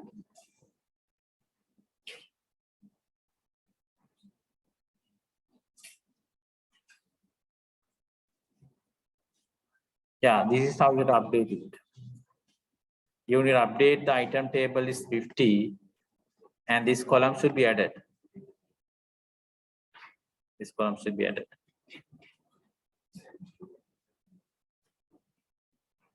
Then a customer buy 10 books and 5 pens. What tables need to be updated? 10 books and 5 pens. What are the tables you have to update? Updates only the item table. Then you reduce number of items to, he has taken the 10 books, therefore it should be now reduced to 45 pencil and pen also 10 books ne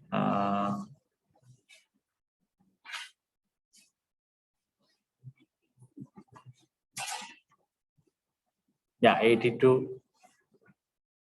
Earlier we had the 18 is 70 and 45.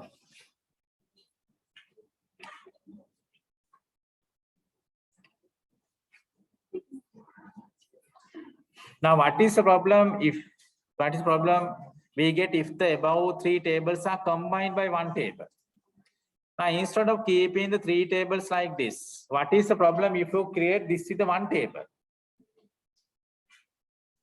Why are having 3 tables? Can't you keep all in a single table? Remember, you can do, but the problem is some data will be duplicated. As in here, what happened when you keep a single table, some data will be duplicated. That's the issue. Like here, if you look at this is student ID 100. He is taking the subjects English, Tamil, Sinhala, Japanese. Then what happened? Since he is taking the different subject, you have to duplicate these things again. Then this will be duplicated. But if you have separate table for the student detail in one table, subject table in another table, this duplication can be avoided. Remember, if you keep single table for everything, this will be occurred. What is data duplication? That will waste the space. And updation is difficult. Is that clear? So this will be occurred when the 2 or more tables combine together. Some data will be duplicated or repeated again and again. That is why we have the separate tables. Then what are the advantages of the databases? You can retrieve the data very faster, less space needed, and multiple copies can be created easily. That means duplication. You can analyze and get some predictions. High security, sharing is very easy. Easy to create the backups. Data will be consistent. Place to place, you have the same data sets. Data duplication or redundancy can be reduced and high accuracy. Like a lot of disadvantages you can write the databases. And what are the softwares for databases? Oracle, MySQL, Access, like those are the different database management systems. Is it clear?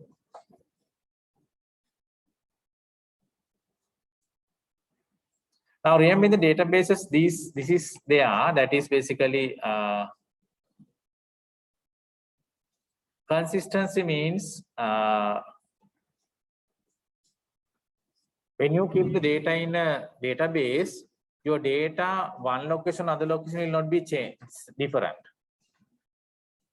Now, as an example, if you go to the hospital, let's say you go to the one government hospital, you provide your detail, name and everything.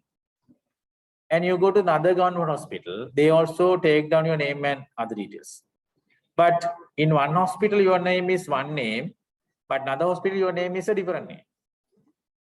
Sometimes there can be differences. Is that clear? But if they are in a single database, once you go to the ID, doesn't matter you go to which hospital, your name is same. That is consistent. From where to where, it doesn't matter, your data is in the single location in a database. Then the data will be consistent. But if they are taking down your name in a book, in a one place, one name, another place, another name can be occurred. That kind of errors can be occurred. No consistency. Is it clear? And remember, when you take the database relationships, there are three types of relationships. That is one-to-one, one-to-many, many-to-many. What is the difference? Now, if they ask this question to explain what is one-to-one, one-to-many, and many-to-many, what should be the answer? One-to-one means, now if you take the relationship, the teacher and the subject relationships. Now, the teacher and the subject relationship is one-to-one means, one teacher can teach only how many subjects? One subject. One subject has how many teachers? One teacher. There can be in school the rule saying that one teacher can teach maximum how many subjects? One subject. One subject has how many teachers? One teacher. One-to-many means one teacher can teach many subjects. Let's say we allow teacher to teach the ICT, math, science, 3 subjects. But each subject has how many teachers? One teacher. Many-to-many means one teacher can teach many subjects. Now let's say there's a one teacher, he is teaching ICT, math, science, and 3 subjects. But each subject, how many teachers are there? Many teachers. That is the meaning of this one-to-one, one-to-many, and many-to-many. Is it clear? And the next question. Why does some data will be stored in the database as encrypted format? Why is that? Most of the databases, some data will be stored in the encrypted format. What do you mean encrypted? Yeah, encrypted means, now let's say you save your name will not be saved as it is. They put the different other characters and modify it. Is it clear? Now, especially this is very important in what kind of things you're going to store in the database. Encryption is done mainly in what situation? What records we use the encryption? We know that in a database, we store the password. Is that clear? Then the password, when you store the password in the database, yeah, what is the confidential information? You save the password in the database. Now, if the password is stored as it is, now let's say your password is, I'll just put something like this. This is the password you store, something like that. If you store this password as it is in the database administrator will be able to see your password. There is a database administrator in a database, in an organization. Every organization, there is a database administrator. He can see all your password. Is it a good thing?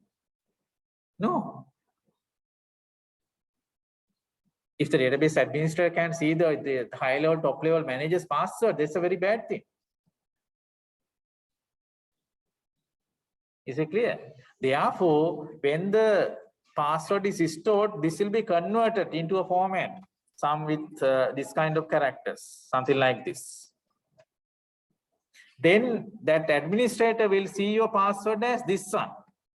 He see this one, not this one. This is what we call the encrypted format.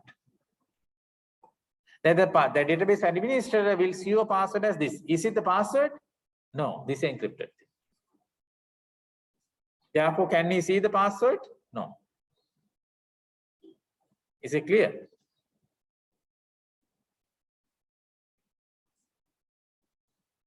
So then when you are logging to a system, when you give the password, remember, they will convert the password into the same encrypted format and compare.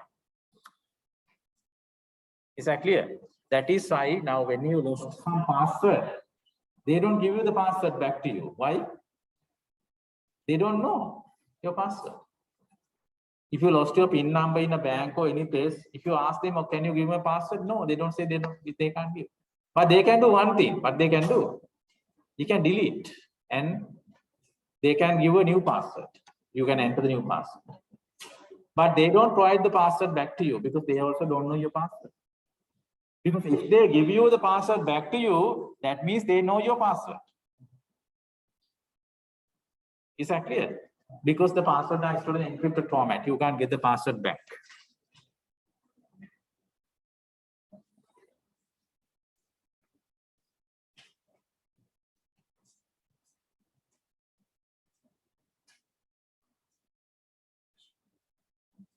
Okay, you can just take a break. How long you need? 10 minutes?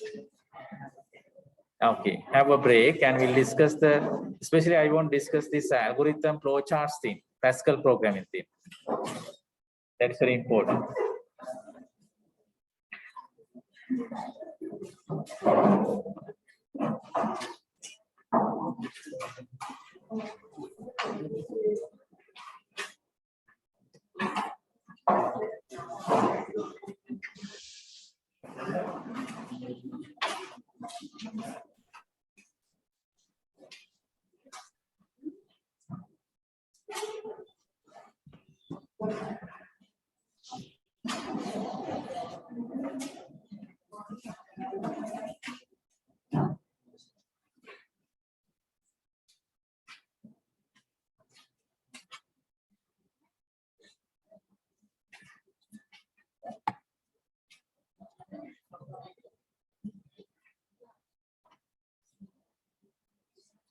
Those who are online, you can just take a break and then continue.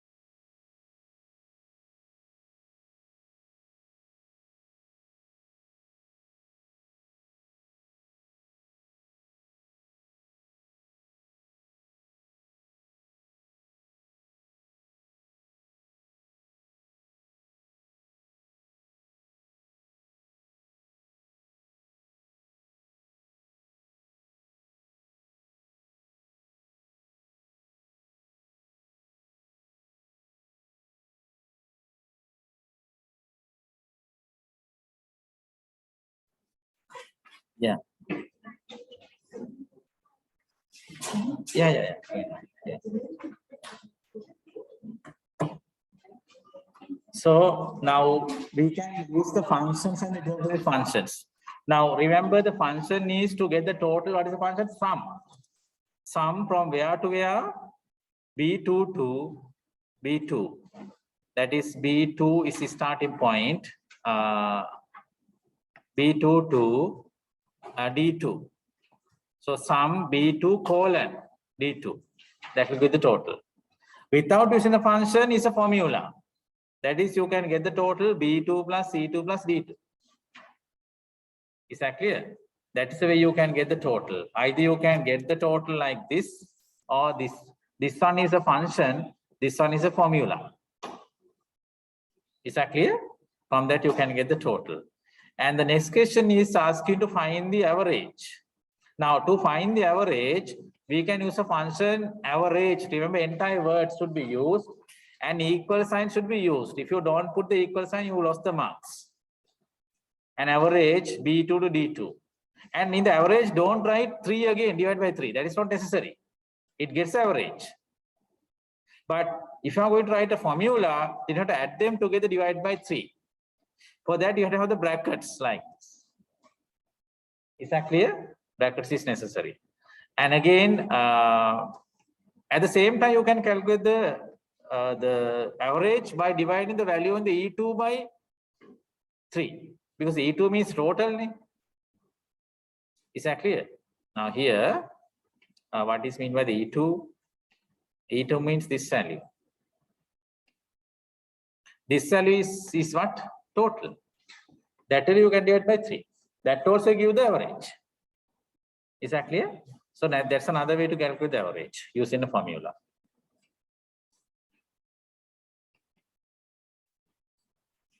And if you want to get the marks to the first decimal point, we have a function called as a round. Round to the first decimal point. But in the new syllabus, this function is not there in your current textbook. But this is the function normally we use to get the answer to the first decimal point. The function name is a round. And then the value here, F2 means average value to what decimal point? 1 decimal point. Is that okay?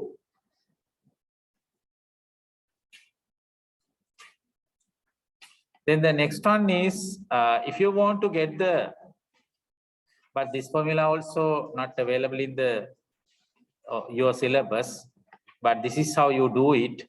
That is, if you want to display according to the marks. Now, if the marks are greater than 45, you want to say pass. Then you have a function called as if. Then you have a function called as if. Then you have a function called as if. And then you write the value, condition. Average marks larger than or equal 45. If it is true, pass. If it is false, fail. Is that clear? If this condition is true, it display the pass. If it is false, display the fail. That kind of conditions can be written. Is it clear? If you want to get, just try out later. But this was there in the previous, before your syllabus. But now current syllabus, this is not there. But this is how you do it.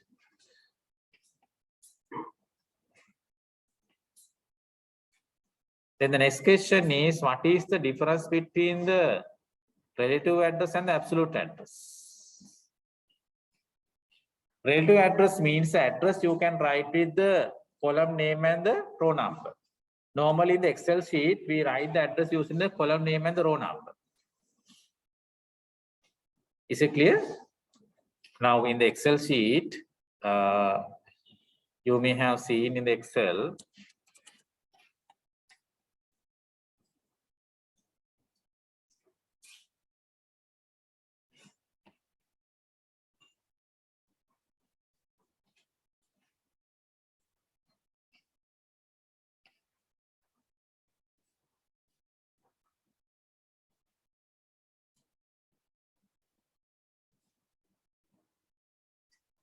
now here you can see In the cell, each cell, this has a cell address. That is what? D4. Here you can see that address, D4. Is it clear? This is D4. Now the selected cell is a D4. When you, now, if I just mark that one. So this cell is a D4. If I go up, what is the cell? D3. If I go down, what is the cell? D5. And from here, if you go to this side, what is cell? C4. If I go to this side, what is the cell? D4. Is that clear? So then this one is a D4. But when you go up, it becomes D3. When you go down, it becomes D5. And when you go to this side, it becomes C4. When you go to this side, it becomes E4. Is that clear? Now this address you can see when you go up, down, left, right, it is changing. That address is called as what address? Because it is changing, relative address. Then we won't have the absolute address. That is, whenever you go here and there, address should not be changed. So in that case, when you go up and down, what is changing? Row number is changing. So in that case, how do you fix the row number? You can put the dollar in front of the 4. When you write like this, what is the meaning? Value 4 is fixed. Value 4 is not changing. Even you go up and down, what happened to the 4? 4 doesn't change. Is that clear? Then now when you go to the left side and the right side, column name is changing. So if I want to fix the column name, you can put the dollar sign and the D4. Then what happened? Even you go here, it will be D. Even you go to this one, it will be D, not D. That means here, in this case, remember, value 4 is not changing. In this case, value D is not changing.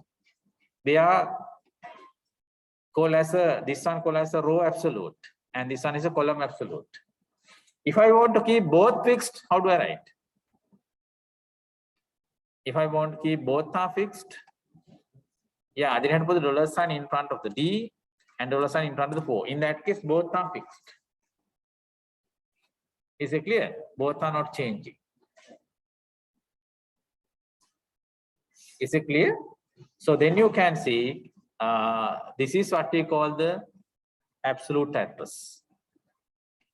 So then when you put it like this, row number and column number will not be, row name and the column number will not be changed. Is it clear? That is what you should explain for that difference between the relative and the absolute addresses. We can put dollar sign.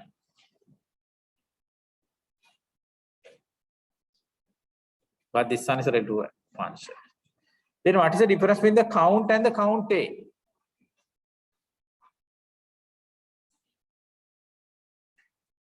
Count and the count A.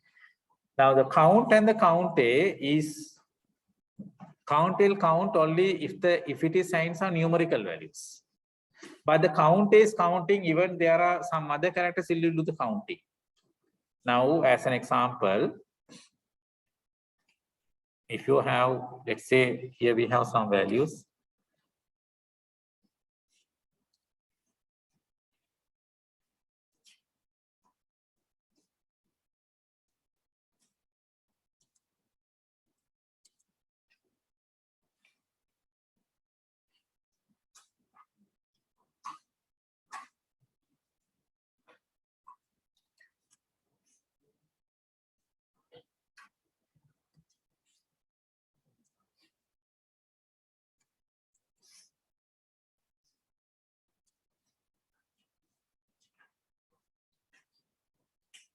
Now, if I write this function count F3 to H4, F3 to H4 means this one counting. Now here you can see the answer. Answer is how much? 5. What is mean by 5? Yeah, you have to fill with numbers, numerical values. How much? 5. It is not count in this one. If I make this one also absent, what happens? It becomes 4. Can you see that? So that will count the cells which has only the numerical values. Is it clear? But here, if I write formula,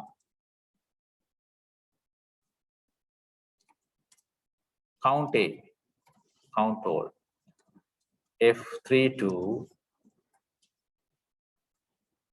H4. What is the answer? 6. Here, this is the method. What is the function we wrote? Count. That will be equal to how much? 3. This is 6. Therefore, count method counts only with the numerical values. These 3. This is count A, count A, count everything. Whether numerical value, not numerical, it doesn't matter. It counts. And again, if it is empty, that will not be counted. Is that clear? If it is empty, that will not be counted. Is that clear? The difference between the count and the count A. Count method counts if it is high numerical values.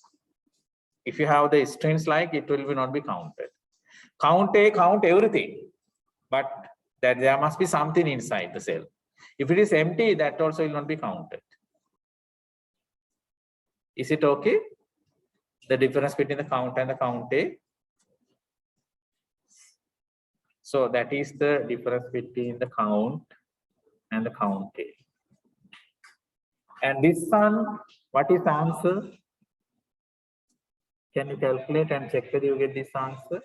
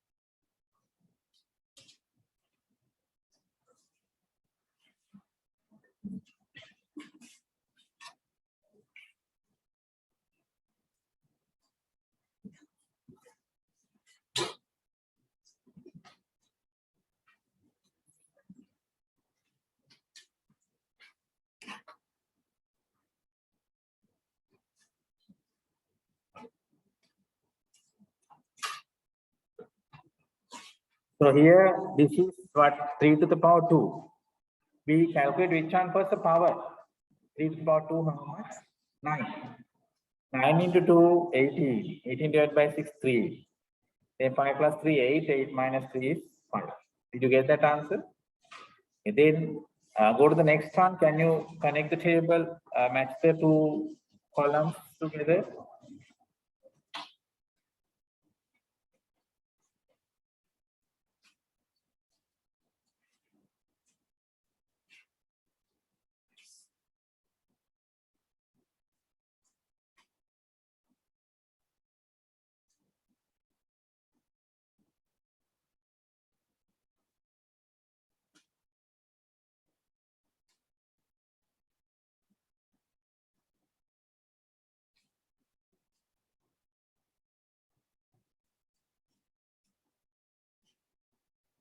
Okay, no, it is cannot match.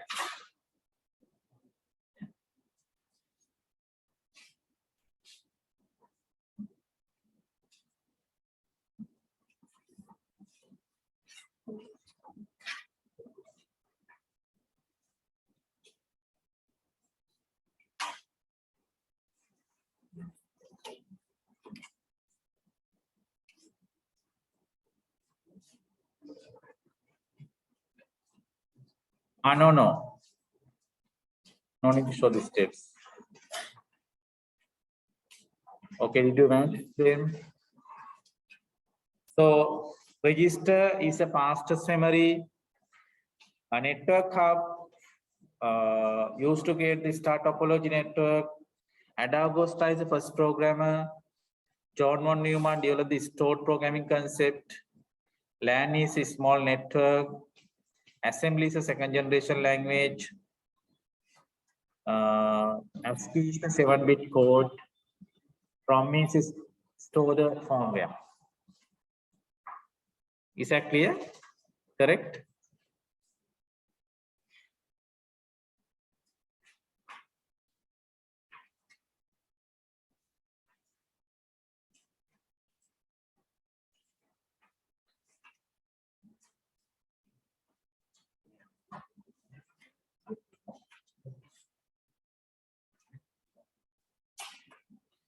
Is that okay?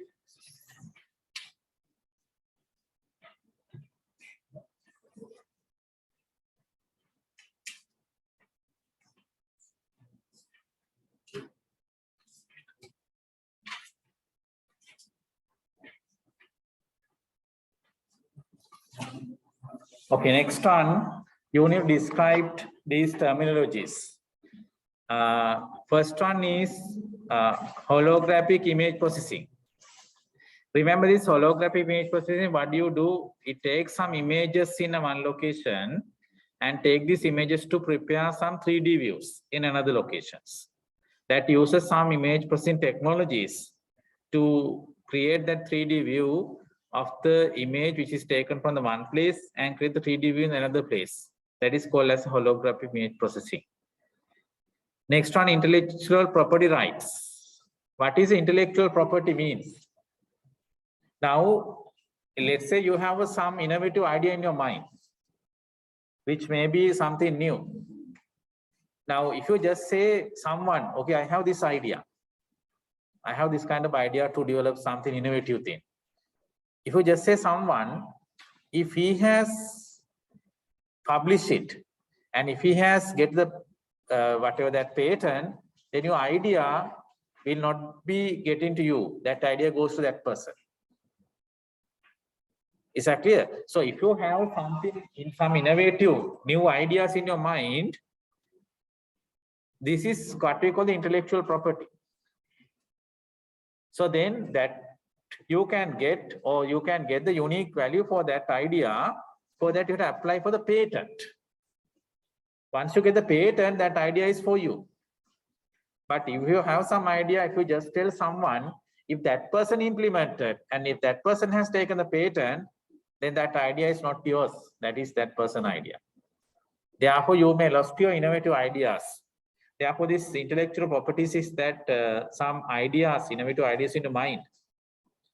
But before you release that idea to the public, you need to apply for the patent.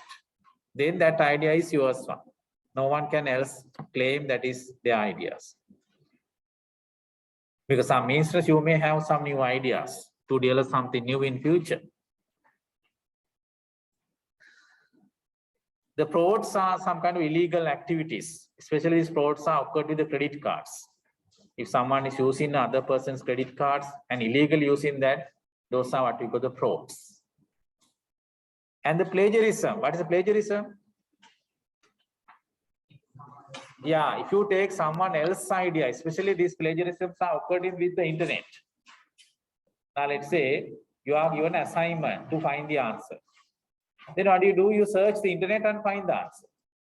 And you download the answer, and then you erase the actual people who developed the answer and you put your name and submit. That is plagiarism. You are taking someone else's thing and you just display as your own thing. That is what we call the plagiarism. Is it clear? So this will be occurred most of the time. Now there can be someone publish a book. Another person download that book and then erase that names and other things.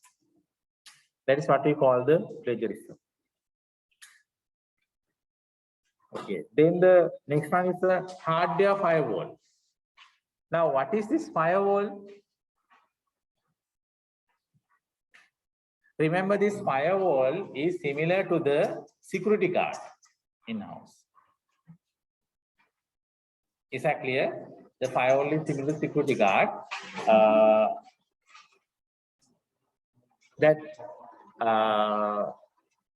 First, that we know security guard, what he will do? He just monitor who is coming and who is leaving, what they are doing. Is that clear? That's called the what we call as a firewall. Now, this hardware firewall means something of computer system. We just monitor who is coming and who is leaving from the network.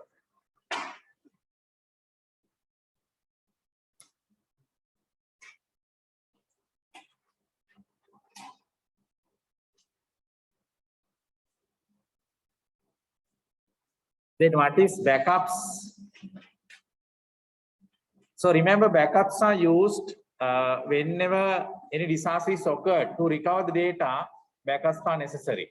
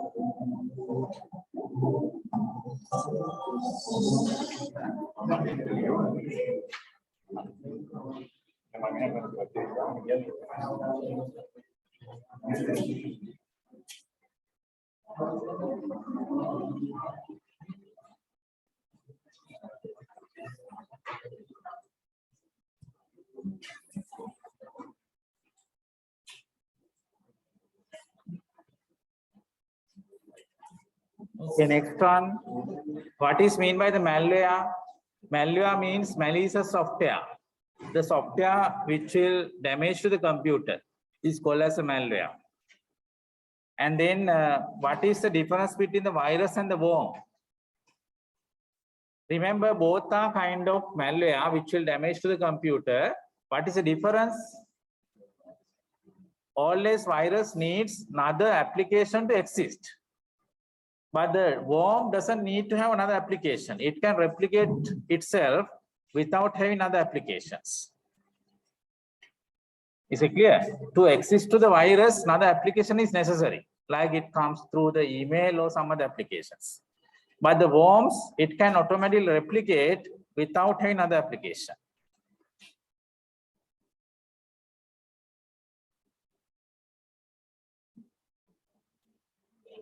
Then how do you know your computer is infected by virus?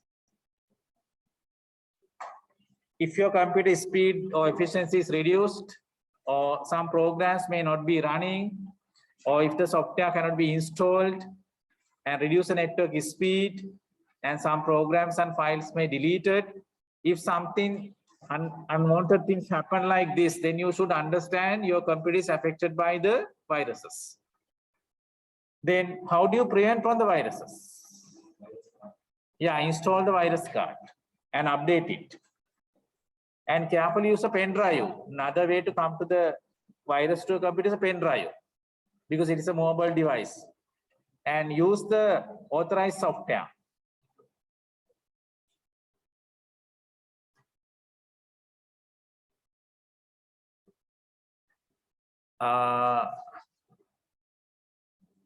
And don't use the administrative accounts. And always access to the very secure websites. And again, before download something, check whether with the virus guards. And you should not open very suspicious emails. And always use the firewalls. Suspicious email means when you receive the email, just check whether that email address is someone known to you. Sometimes you may get some email when you open it, that will affect your computer.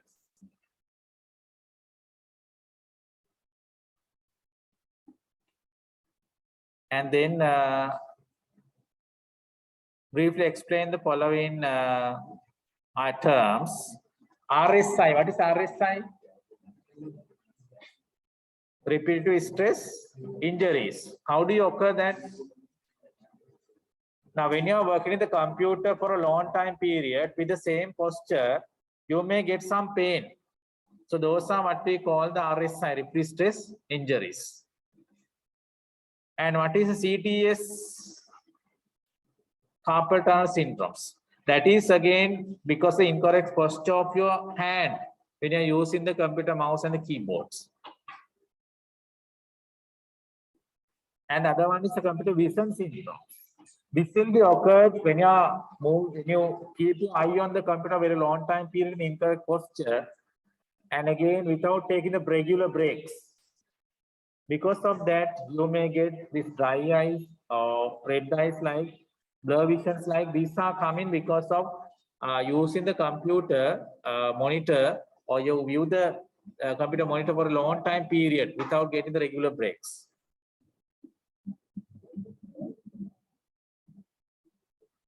And this is very famous question, some past papers, the digital divide. What is the digital divide? So idea is the digital divide. Now if you take Sri Lanka, you can see there are some areas like Colombo, we have all the facilities. Facilities means internet connection, everything is there.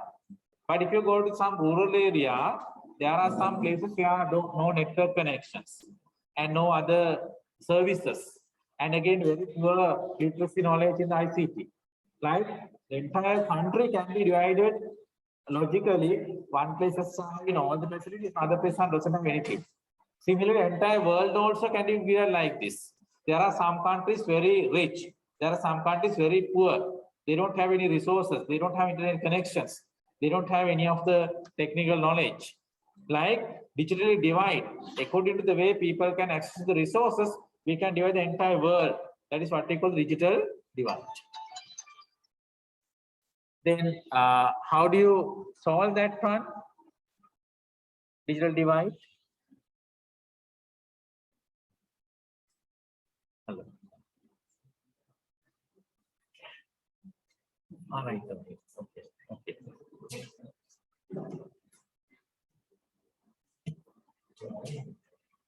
So we can solve this problem using digital bridge. Now, digital bridge is a solution to minimize this digital divide. How do you do that? Either we need to provide more knowledge on all the people with IT, increase the knowledge of the IT, and again have to provide other services and the resources, and give the equal resources for everyone. From that, you can minimize the digital divide, which is what we call the digital bridge. Then what is the e-waste?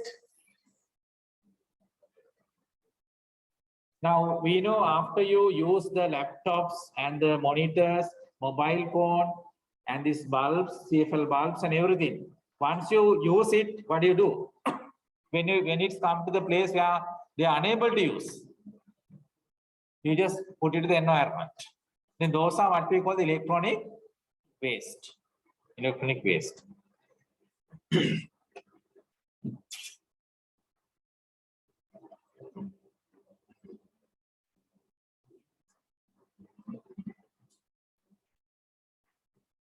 Then what are cyber crimes? So whatever the crimes which is done with the computer and through the internet or networking is called as a cyber crime. So it's a big area actually, cyber crime, because now different degree programs already started with the cyber security, because it is a big area to detect some of the crimes which will be done by the people using the computers. It's another area.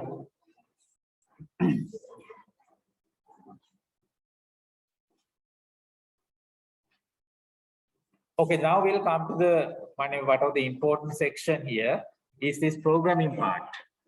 What are the advantages of comments? Now, when you are writing the programs, we add the comments. Why are we adding the comments?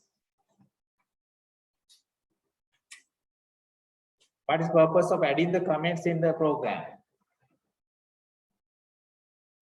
Now, we add the comments. Those who doesn't know that language, they can read and understand the content. That's all about the comment. Now, as an example, assume you got any document or anything which is in the Japanese language. Now, if you know the Japanese language, you can read and understand. But if you don't know that language, can you read and understand what it is? No.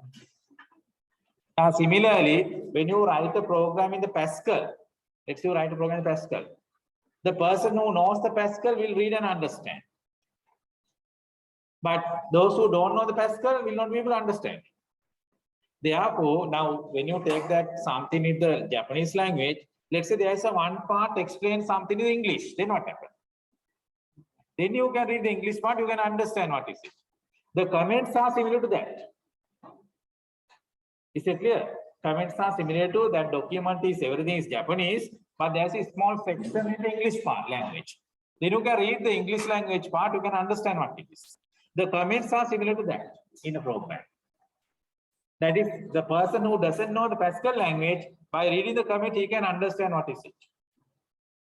So in a language, there should be a way to indicate their comments. In Pascal, how do you indicate the comments? So whatever thing you write with the curly brackets, if you write something in the curly brackets, it is a comment. But if you write with the parenthesis and the star and star parenthesis, whatever thing you write in between here is a comment. Is it clear? In a Pascal, there are two ways to write the comments. Either you can use the curly brackets like this, or you can use this one to write the comments. The comments are added for other people to read and understand the content. Is it clear? Then in algorithm, mainly there are three control structures. What are the three? Sequence, selection, iterations. Remember, every algorithm has sequence. But the selection and the iteration or repetitions may be there, may not be there. But every algorithm has which one? Sequence is there in every algorithm.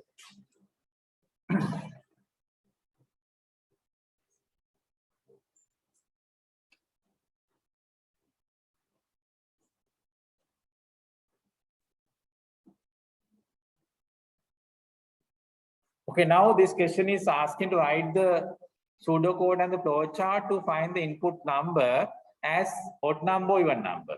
So how do you decide number is odd or even? In general, once a number divided by 2, if the remainder is 3. In Pascal, how do you get the remainder? In Pascal, how do you find the remainder? When a number divided by 2, you get the remainder. In Pascal, what is the operator that should give the mod operation? So in here, you ask it to write the flowchart and the pseudocode. Now, this is how you should write the answer.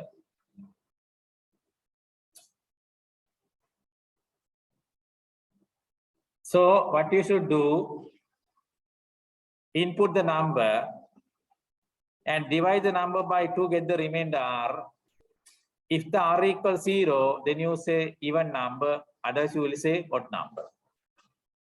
Then the flow chart, we have to start, input the number, parallelogram, calculate the remainder, and check the remainder equal to 0. If, sorry, this should be wrong. This should be r equals 0.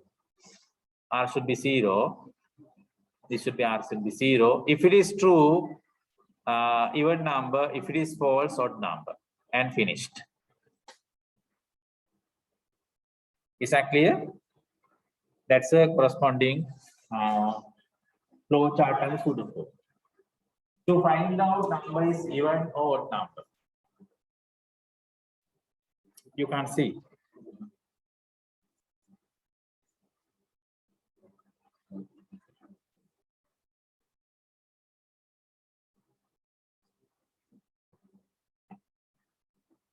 So this is the pseudocode.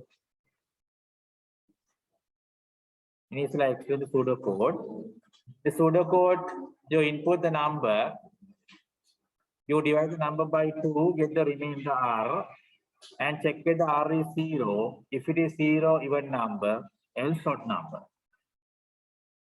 And then we have the if, else, and end if, and start and end. Is it clear? That is the pseudocode. And the flow chart, this is the flow chart. We need to input the number, get it start, input the number, and get the remainder r divided by 2. This one is shown actually had write the r equals 0. We write r equals 0 if the r equals 0. If the r equals 0, then you have to say what number? Even number, otherwise odd number. If this condition is shown actually, write r equals 0. If it is true, even. If it is false, odd, and finished. Is it clear?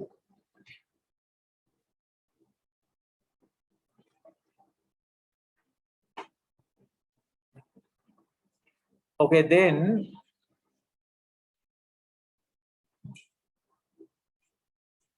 for this, how do you write the corresponding Pascal program? Can you write the Pascal program for this flow chart? Now the algorithm is given as pseudocode. So after turning on this into Pascal, how do you write? And you start with the keyword program and the program name and input output. How do you write?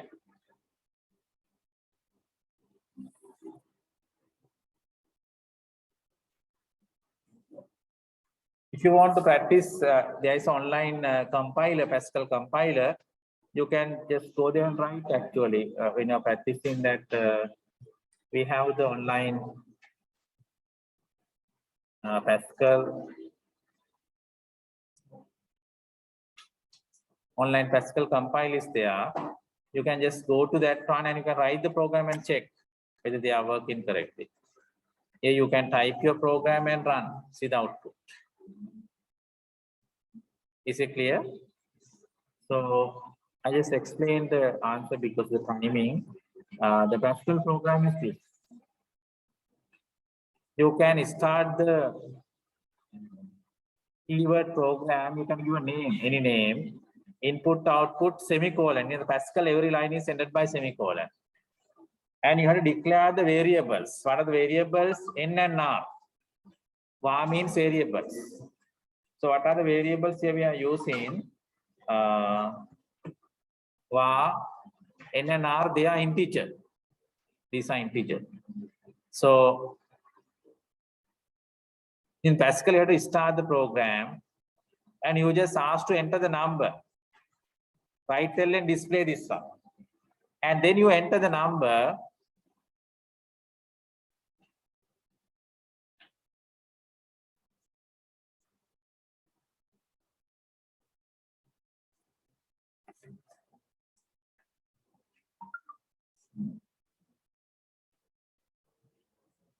Now, once you enter the number, this number will be stored in the read function n. Here you store the number. You read the number and stored here. Now n is input number. Then you divide this number by 2 and get the remainder is the mod operator. Remember, in equalizing, you have to equalize colon and equal. Exactly, when I equalize, you write the colon and equal here. Colon and equal should be used when equalizing. Is it clear? That is how you assign the values, colon and equal. And then you check whether if r equals 0. This is how to check the equality, r equals 0. If it is true, then you will say even, or else you will just say odd. And when you are finishing, you have to have the end and the dot operator should be there to indicate it's finished. And then you should remember, in this if condition and the else condition all are together, therefore don't put the semicolon here. Semicolon will put only that point because it is a single line. If then else is a single line. If then else all are single line, semicolon should be placed here. Don't put the semicolon here and there, you get the error messages. That is how you write the Pascal program.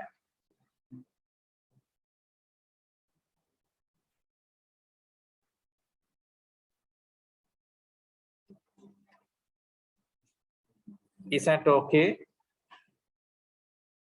Then what is the difference between the compiler and interpreter? Remember, these compiler interpreters are translators. Why do you need to have the translators? Because computer cannot understand high-level languages. They have to convert them into what languages? Machine language. That is done by the compiler and interpreter. What is the difference? Compiler translate the entire program into the machine code and execute. But interpreter translate, take the first line, translate and execute. Take the second line, translate and execute. It does the work line by line. But the compiler translate the whole thing, everything together and execute later. Is it clear?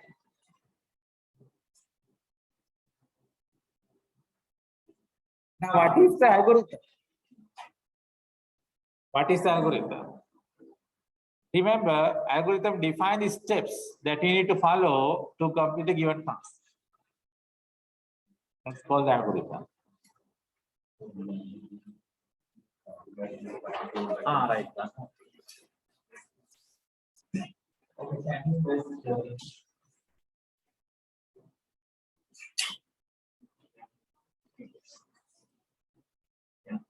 Now,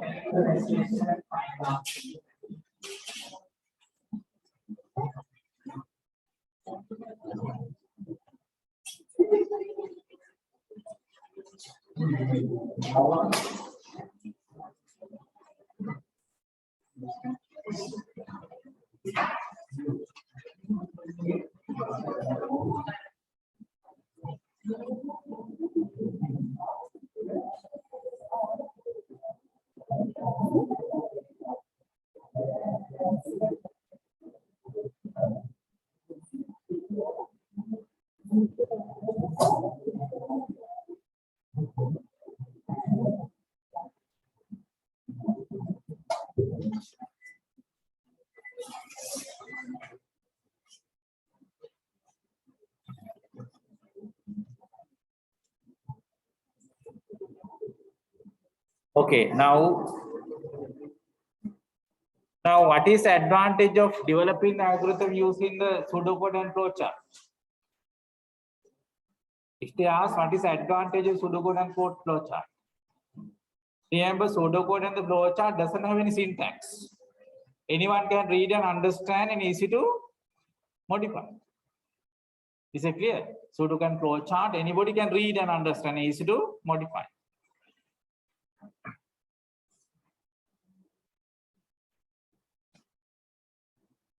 Okay, this question, it is asking how many inputs it is taking. Basically, this loop is running I equals 0 to how much? 9. 0 to 9 means altogether how much? 10. It gets a 10 inputs. Is it clear? It is start by 0. Yeah, it starts by 0 and then goes up to 9. This condition will be true up to 9. 10 is false. The 0 to 9 means altogether 10. So it gets how many inputs? 10 inputs. Here it gets 10 inputs. Therefore, that program is taking the 10 inputs. And then, what control structures it has? What are the control structures it has? Definitely sequence is there. Now this one, is it selection or cycle? This one, is it a selection or is it a iteration? Repetition. It's a repetition. You can see it is repeating. It's a loop. So therefore it has a sequence and the repetition, not the selection. Is that clear? It has a repetition. Describe the output. What is the output you get at the end? You get the total, and then you total divide by 10, you get the average. This program is to input 10 numbers and get the average of the 10 numbers. That's the purpose of the code. Is it clear?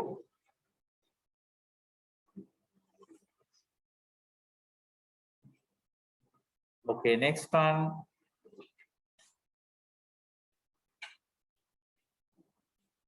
What is the difference between the right and the right LN? Remember, right will be output in the same line. Here, this one will output in the same line. Right LN means new lines. There, each output will be displayed in the new line. Now, this will be displayed the output in the new lines. That's the read LN. Is it clear? That's the difference between the read and the right and the right LN, which will write in the same line, which will write in the new lines. That is a LN, new lines. That's the difference between the right and the right LN.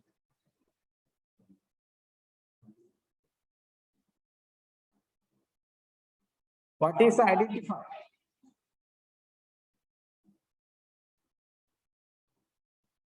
Remember, identifier is used to identify memory locations.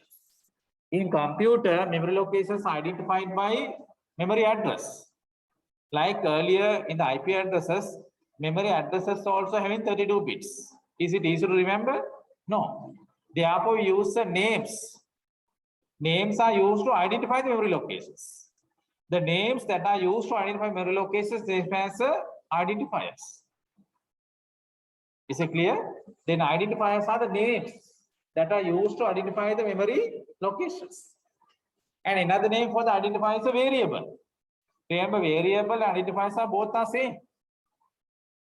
These are just names to identify the values in the memory instead of using the memory addresses. Then when you are creating the identifiers for the variables, there are some rules. What are the rules?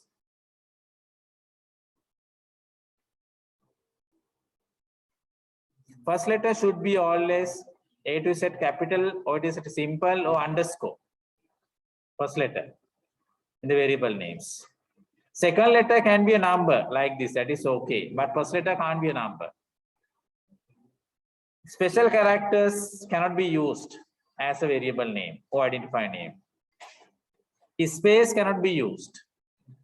Language as a keyword like begin, end, for, while, then, if, like those cannot be used as a variable names. Names are not case sensitive, either capital letters or simple letters, no matter. There's no difference. Like HTML, it's not case sensitive. Is it clear? Those are the rules that you should remember when you're going to work with the identifiers.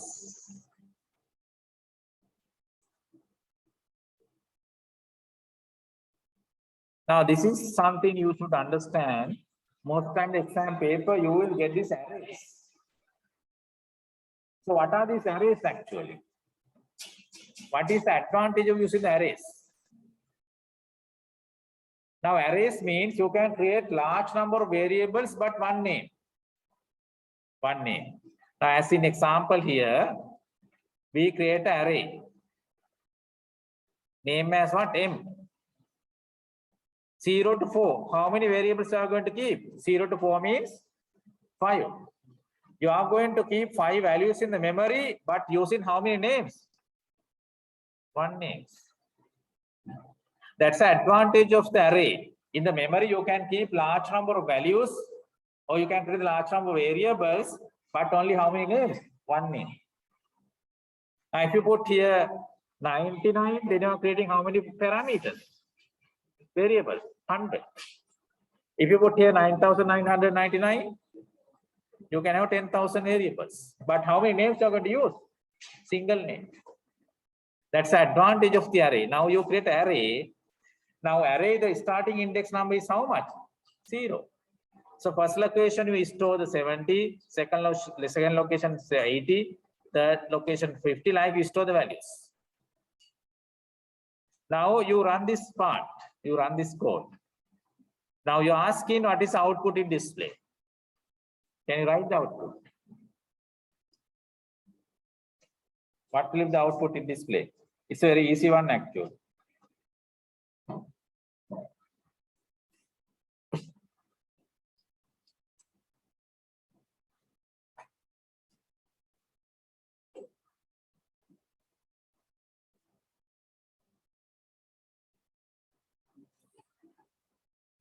These questions will be there in last 2 years. These kind of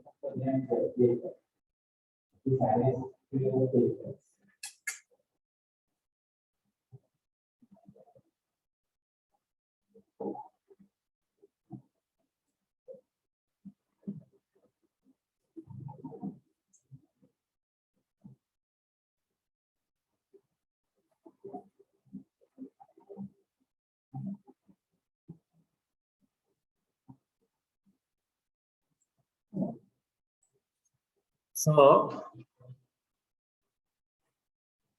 now this right ln you write what? This will be displayed. M. What is the A? What is the initial of the A? M. This is the A is how much?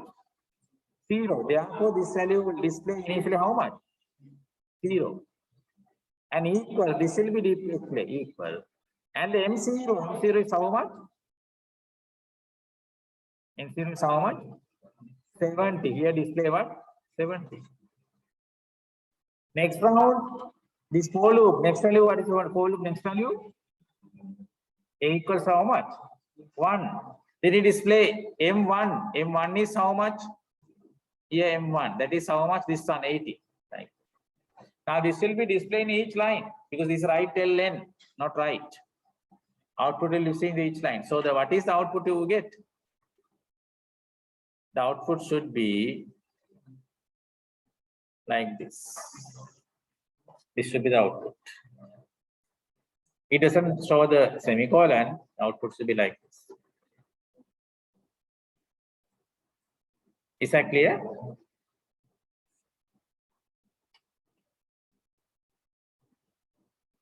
Yeah, correct. How about the second program? Can you find the output? That has some calculation. Second program.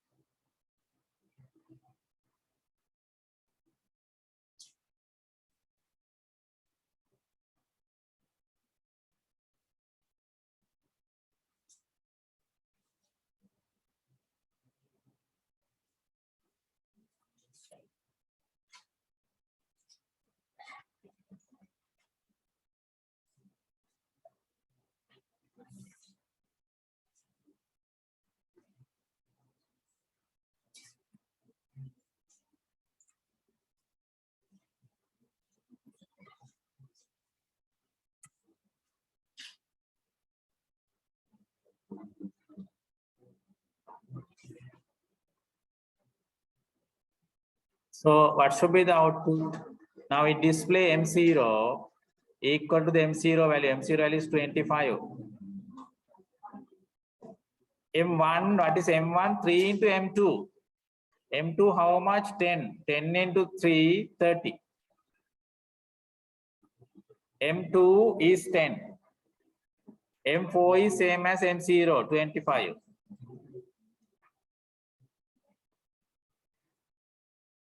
Sorry, M3 is M0 plus M2. 10 plus 25, 35. M4 is M0, 25. This should be the output. Is that clear? Because M0 is 25, M1 is M2 into 3. M2 is how much? 10. 10 into 3, 30. M2 is 10. M2 is 10. M3, M0 plus M2. M0 is 25.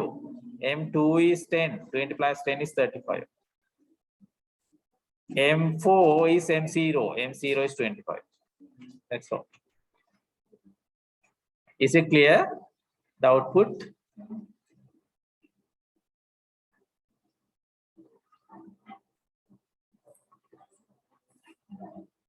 Is that okay?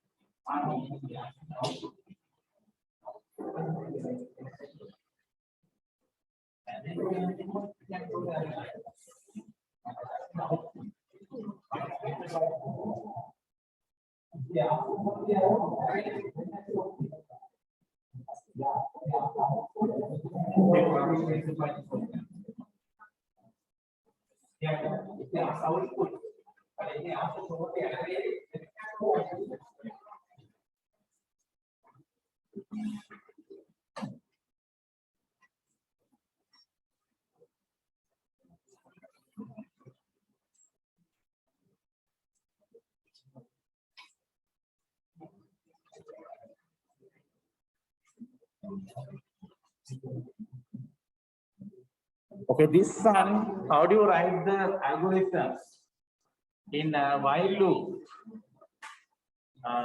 Write the algorithms in pseudocode and flowchart using the while loop to produce this output. So, and use a loop. What should be the starting value of the loop? What should be the starting value? What you should output? 2, 6, 10, 14, 18. Output 30. And the starting value? It has to be how much? 2. What's the implementation? How much? 2 plus 4, 6 plus 4. Then implementation should be how much? 4. Can you write the while loop? Start by 2, increment by 4.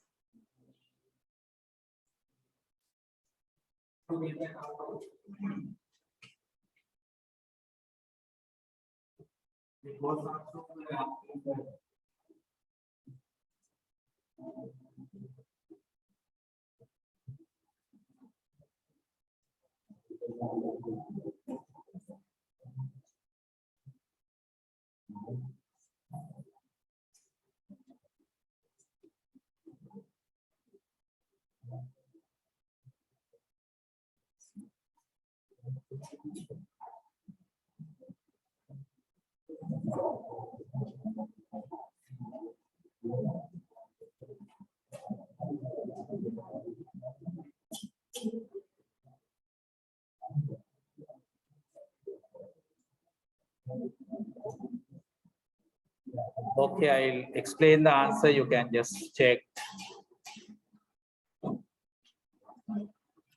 So you can input the starting number I equals to, condition is while I less than equal 30, print the I should be increment by 4 and end by, that's all. Is that clear? So that will produce the value 2 and 6 and then 10 and then 14 up. I don't know. Initial part I asked to draw that. And we have the Pascal also. You can try. We'll see. You have the Pascal answer also. This is the flow chart. Sorry, this is the code.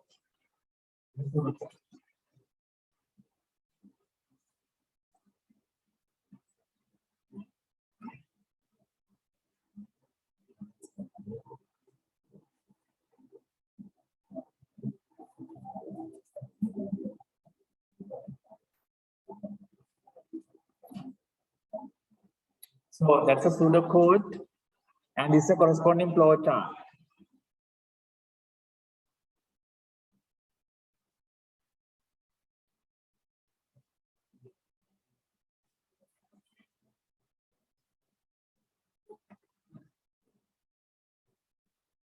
So in the flow chart, we start by I equal to and check it I less than 30. Print the I is increment by 4 and rotate the loop. This is rotating again and again.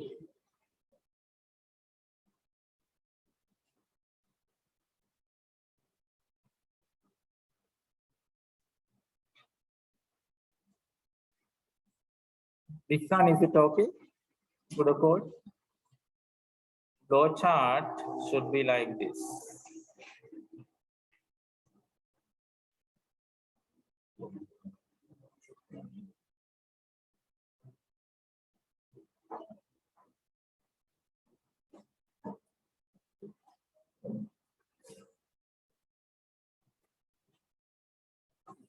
We start by the 2 and check the I less than equal 30 and print the value and I see 4 and rotate.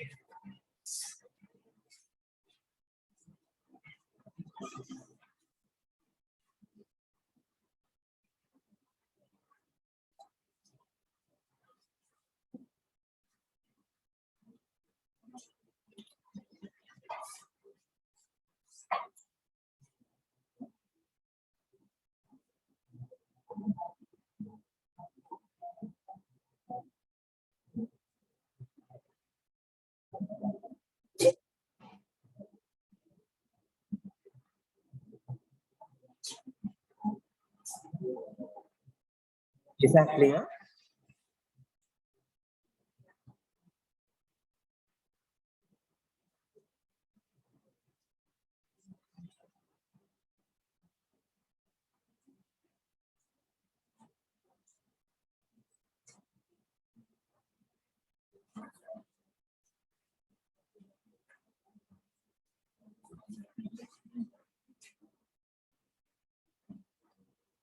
So then for this question, how do you write the Pascal code? Now this is a flow chart. So we need to draw the Pascal program for this one.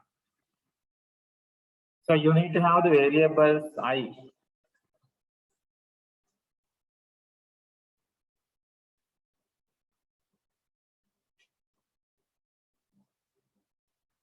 Is it clear, this one? Now this is the Pascal program.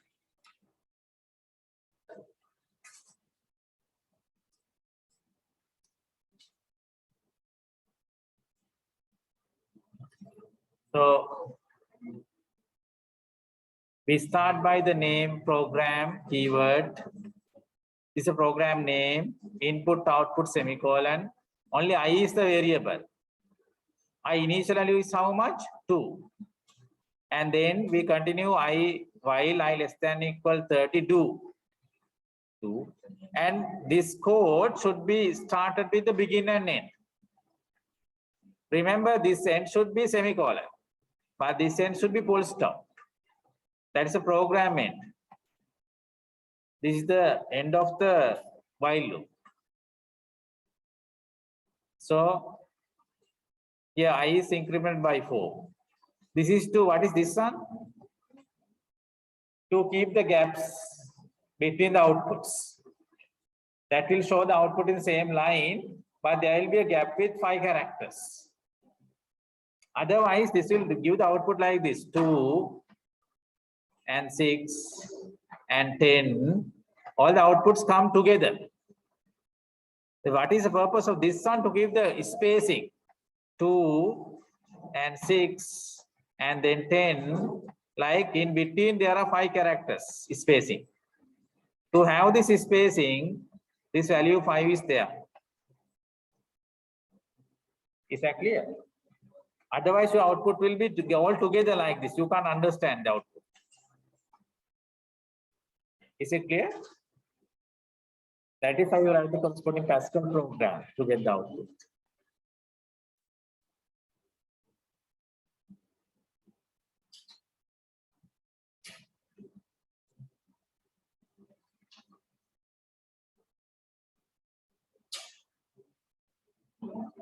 Okay, next one, drawing images created with the use of the computer graphics software called digital graphics. Now list the 4 basic elements of the digital graphics. That is pixels, color, resolution, size. What is a pixel? What is pixel? Remember, each image created by very small dots, very tiny dots, which is what we call the pixel. That has a color. Each pixel has a color. By combining it together, you get an image with the color. So each image has very small dot or tiny dot, which is what we call the pixel. Each pixel has a color. Each pixel has a color. That is represented by some number of bits. So those are the 4 elements of the digital graphics.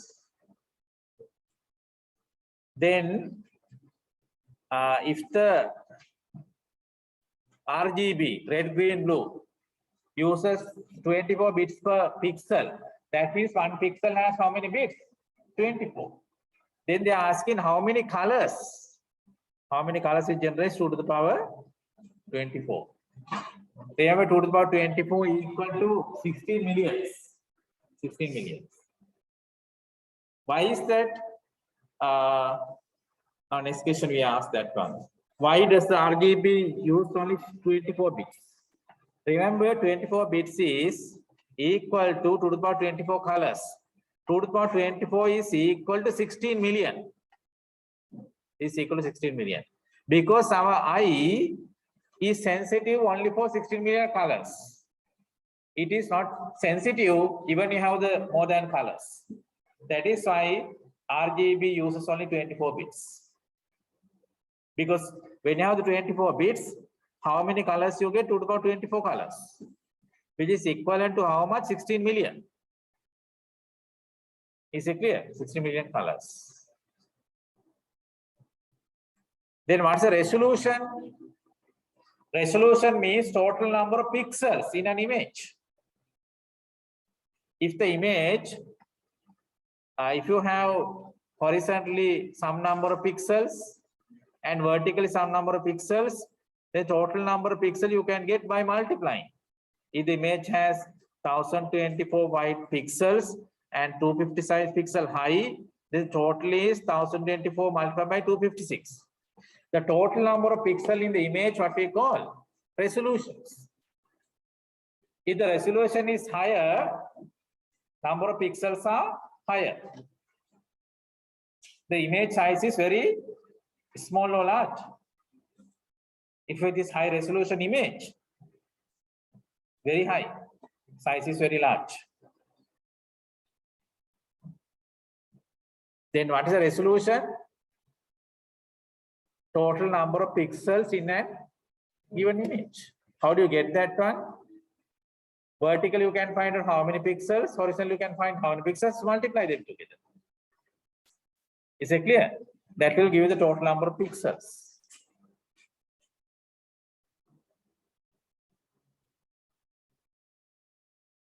This is why we are using the 24 bits. because it's produced 16 million colors. Then you have the two color models, RGB and CMYK. RGB means three colors, red, green, blue, which is used mainly TV and the computer monitors. Four colors, CMYK, cyan, magenta, yellow, and black, which is used by the printers. Four colors, computer printers. Is that okay? Now RGB triplet has this value. Here remember, first number is red color, second number is a green color, third number is a blue color. So that is each color has 8 bits, 8 bits, 8, altogether 24 bits. Now A means binary 1010. 1 means 001. F means 111. These are the binary values, 24 bit values for the given number, hexadecimal number. You have just convert hexadecimal to binary translation. Because A means 101010. F means 15, 1111. Is that clear? The conversion?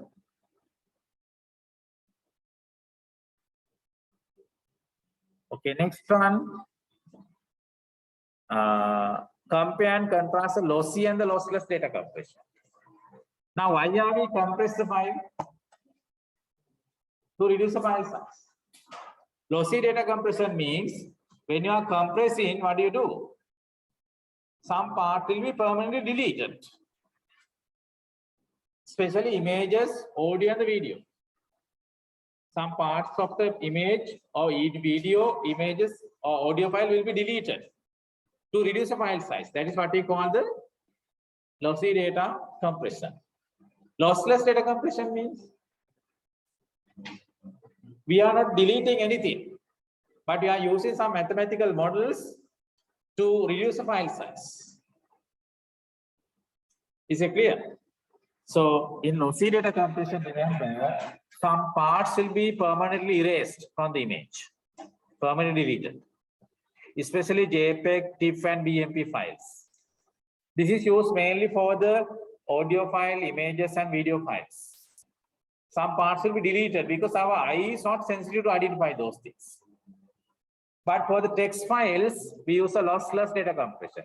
Lossless data compression means from the original file, we don't erase anything. We don't delete anything. We keep them. Like when you take the GIF file, PNG, RAW, like those, what happened, text compressions.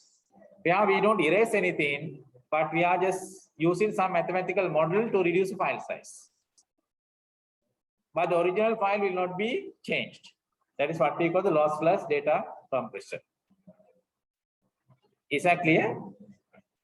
The difference?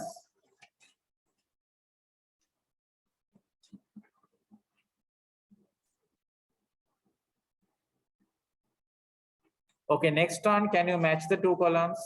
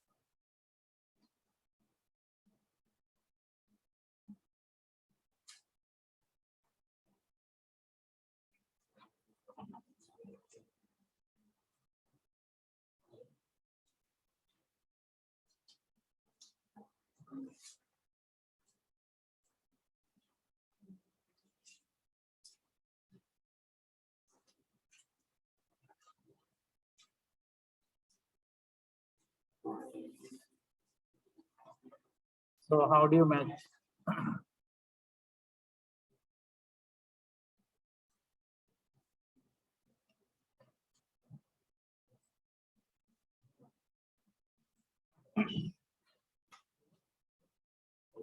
Now this raster graphics means the graphics which is developed with the pixels. In the raster graphics, when they are using the pixels, when the image is enlarged, quality will be lost. But vector graphics, they develop the image using collection of lines and the curves. In vector graphics, when the image is enlarged, quality will not be lost. Is that clear? So remember, raster graphics, a graphics type which is using the pixels, array of pixels to represent the colors. In that case, when the image is enlarged, quality will be lost. But vector graphics, it is using, create the image using the straight lines and the curves. In that case, when the image is enlarged, the quality will not be lost. Then the GIMP is a tool used to create and edit the images. Vectorian Gito is a tool used to create an animation. Audacity, a tool used to edit the audio files. And layers are used to edit the content without affect to the another image. Then RGB, it is used in the televisions and the computer screens. CMYK used in the printers.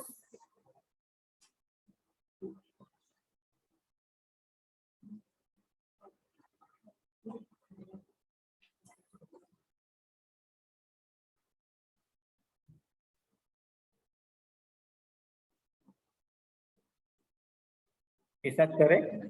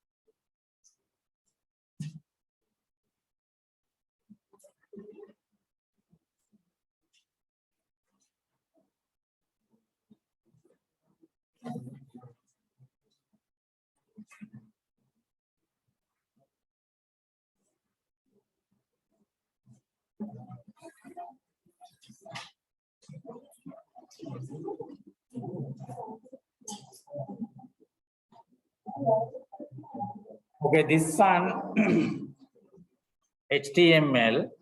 Now,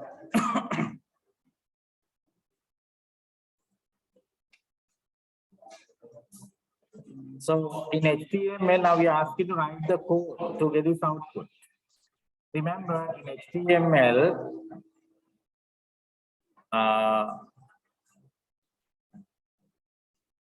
every HTML page should be started with the tag HTML.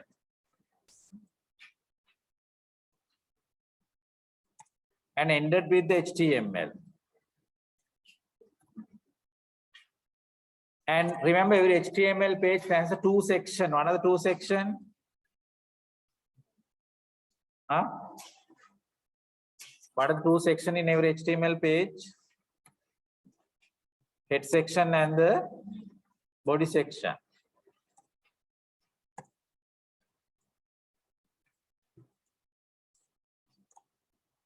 Head section, what is the tag we are using? In general, what's the tag we are using in the head section? Huh? Title. That display on the title bar. I just name this as a table exercise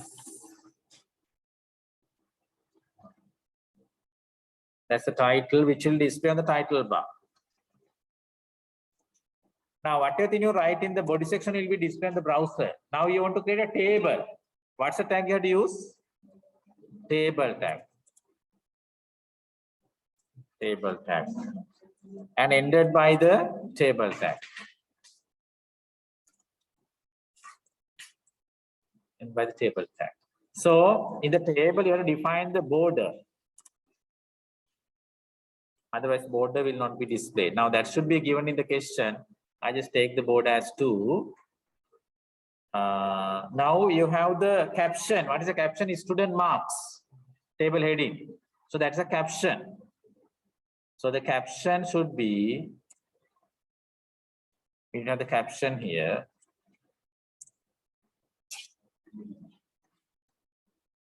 The caption should be student marks.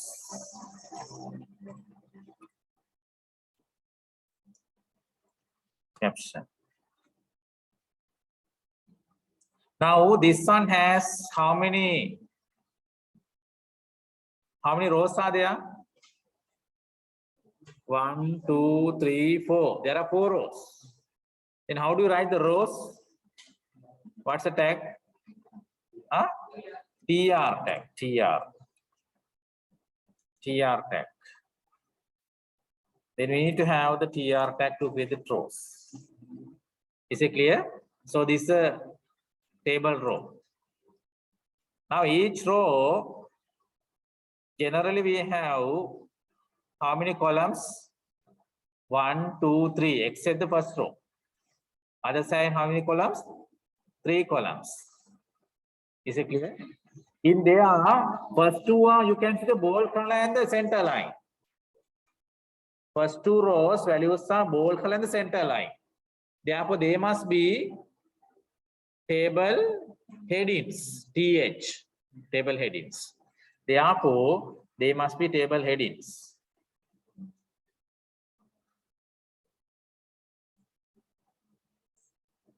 TH, table heading.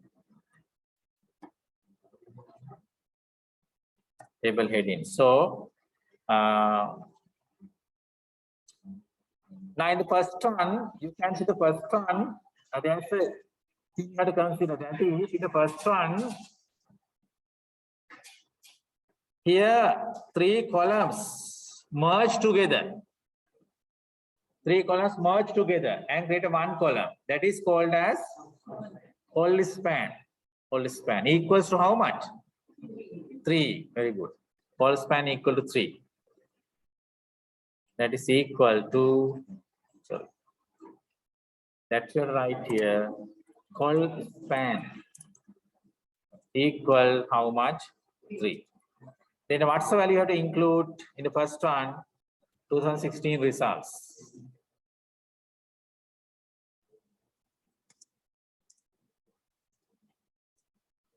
Results. In the second row also, we need to have, but the second row we don't have any spanning. We have the name, marks, and the subject. Therefore, you need to have the, for this one, you need to have the 3 items. That is the name,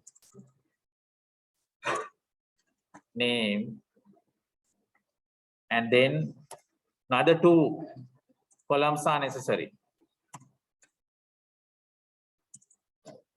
Name, marks, and subject. Mark and the subject. That's the one you need to have. The other rows, what happened? The other row,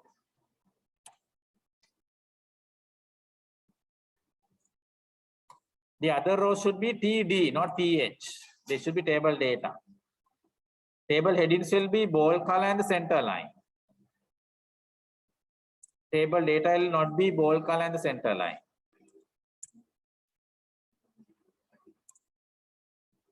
So that row we need to have the name, first student's name. That is basically, we have the name Kamal 78 ICT. Kamal 78 ICT. Then the next row also we need to have the similar kind of thing.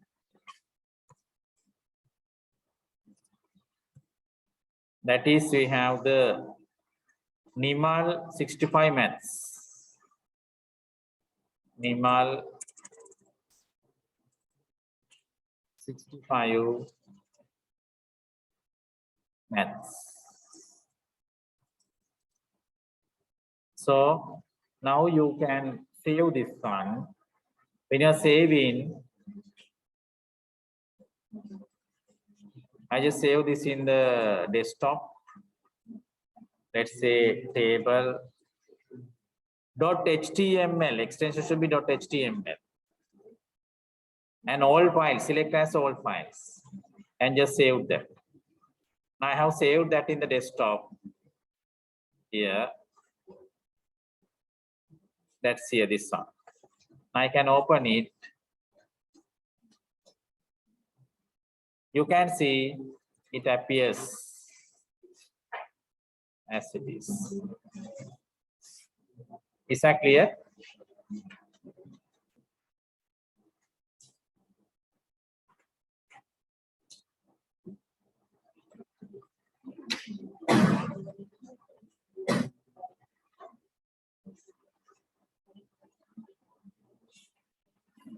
Now here we can set the width actually. Here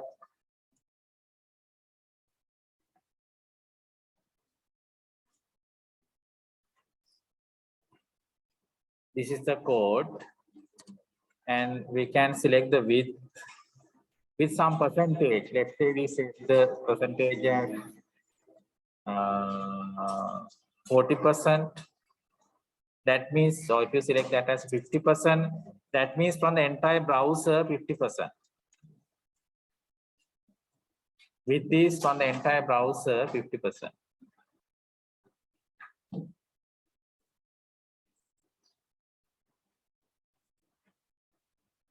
Now you can see what do you mean 50%?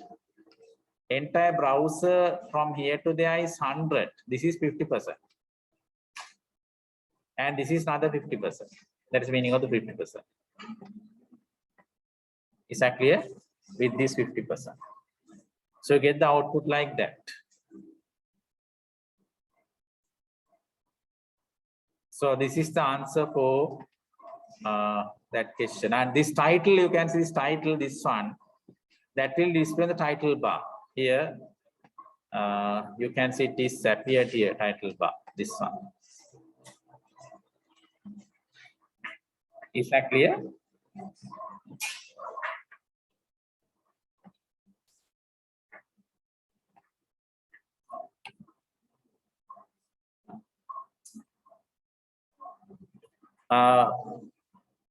Yeah, we have some few more questions.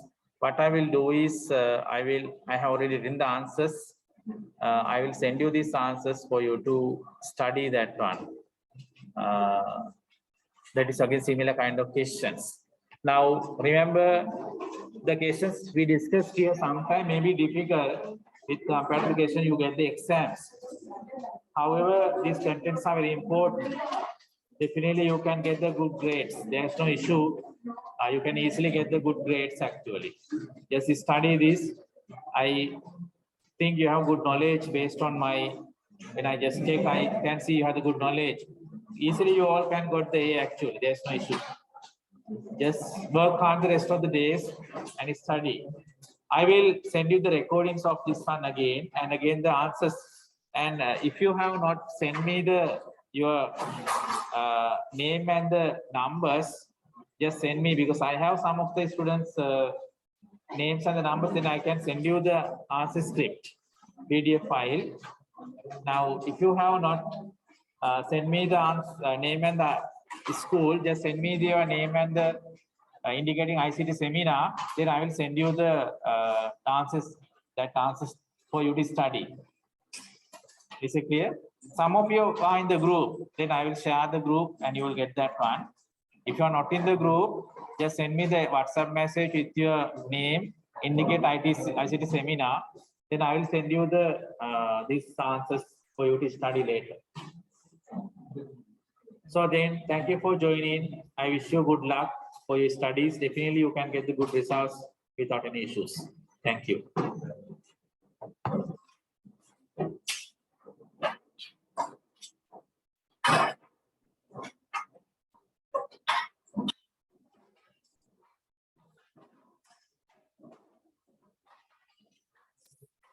Okay, welcome.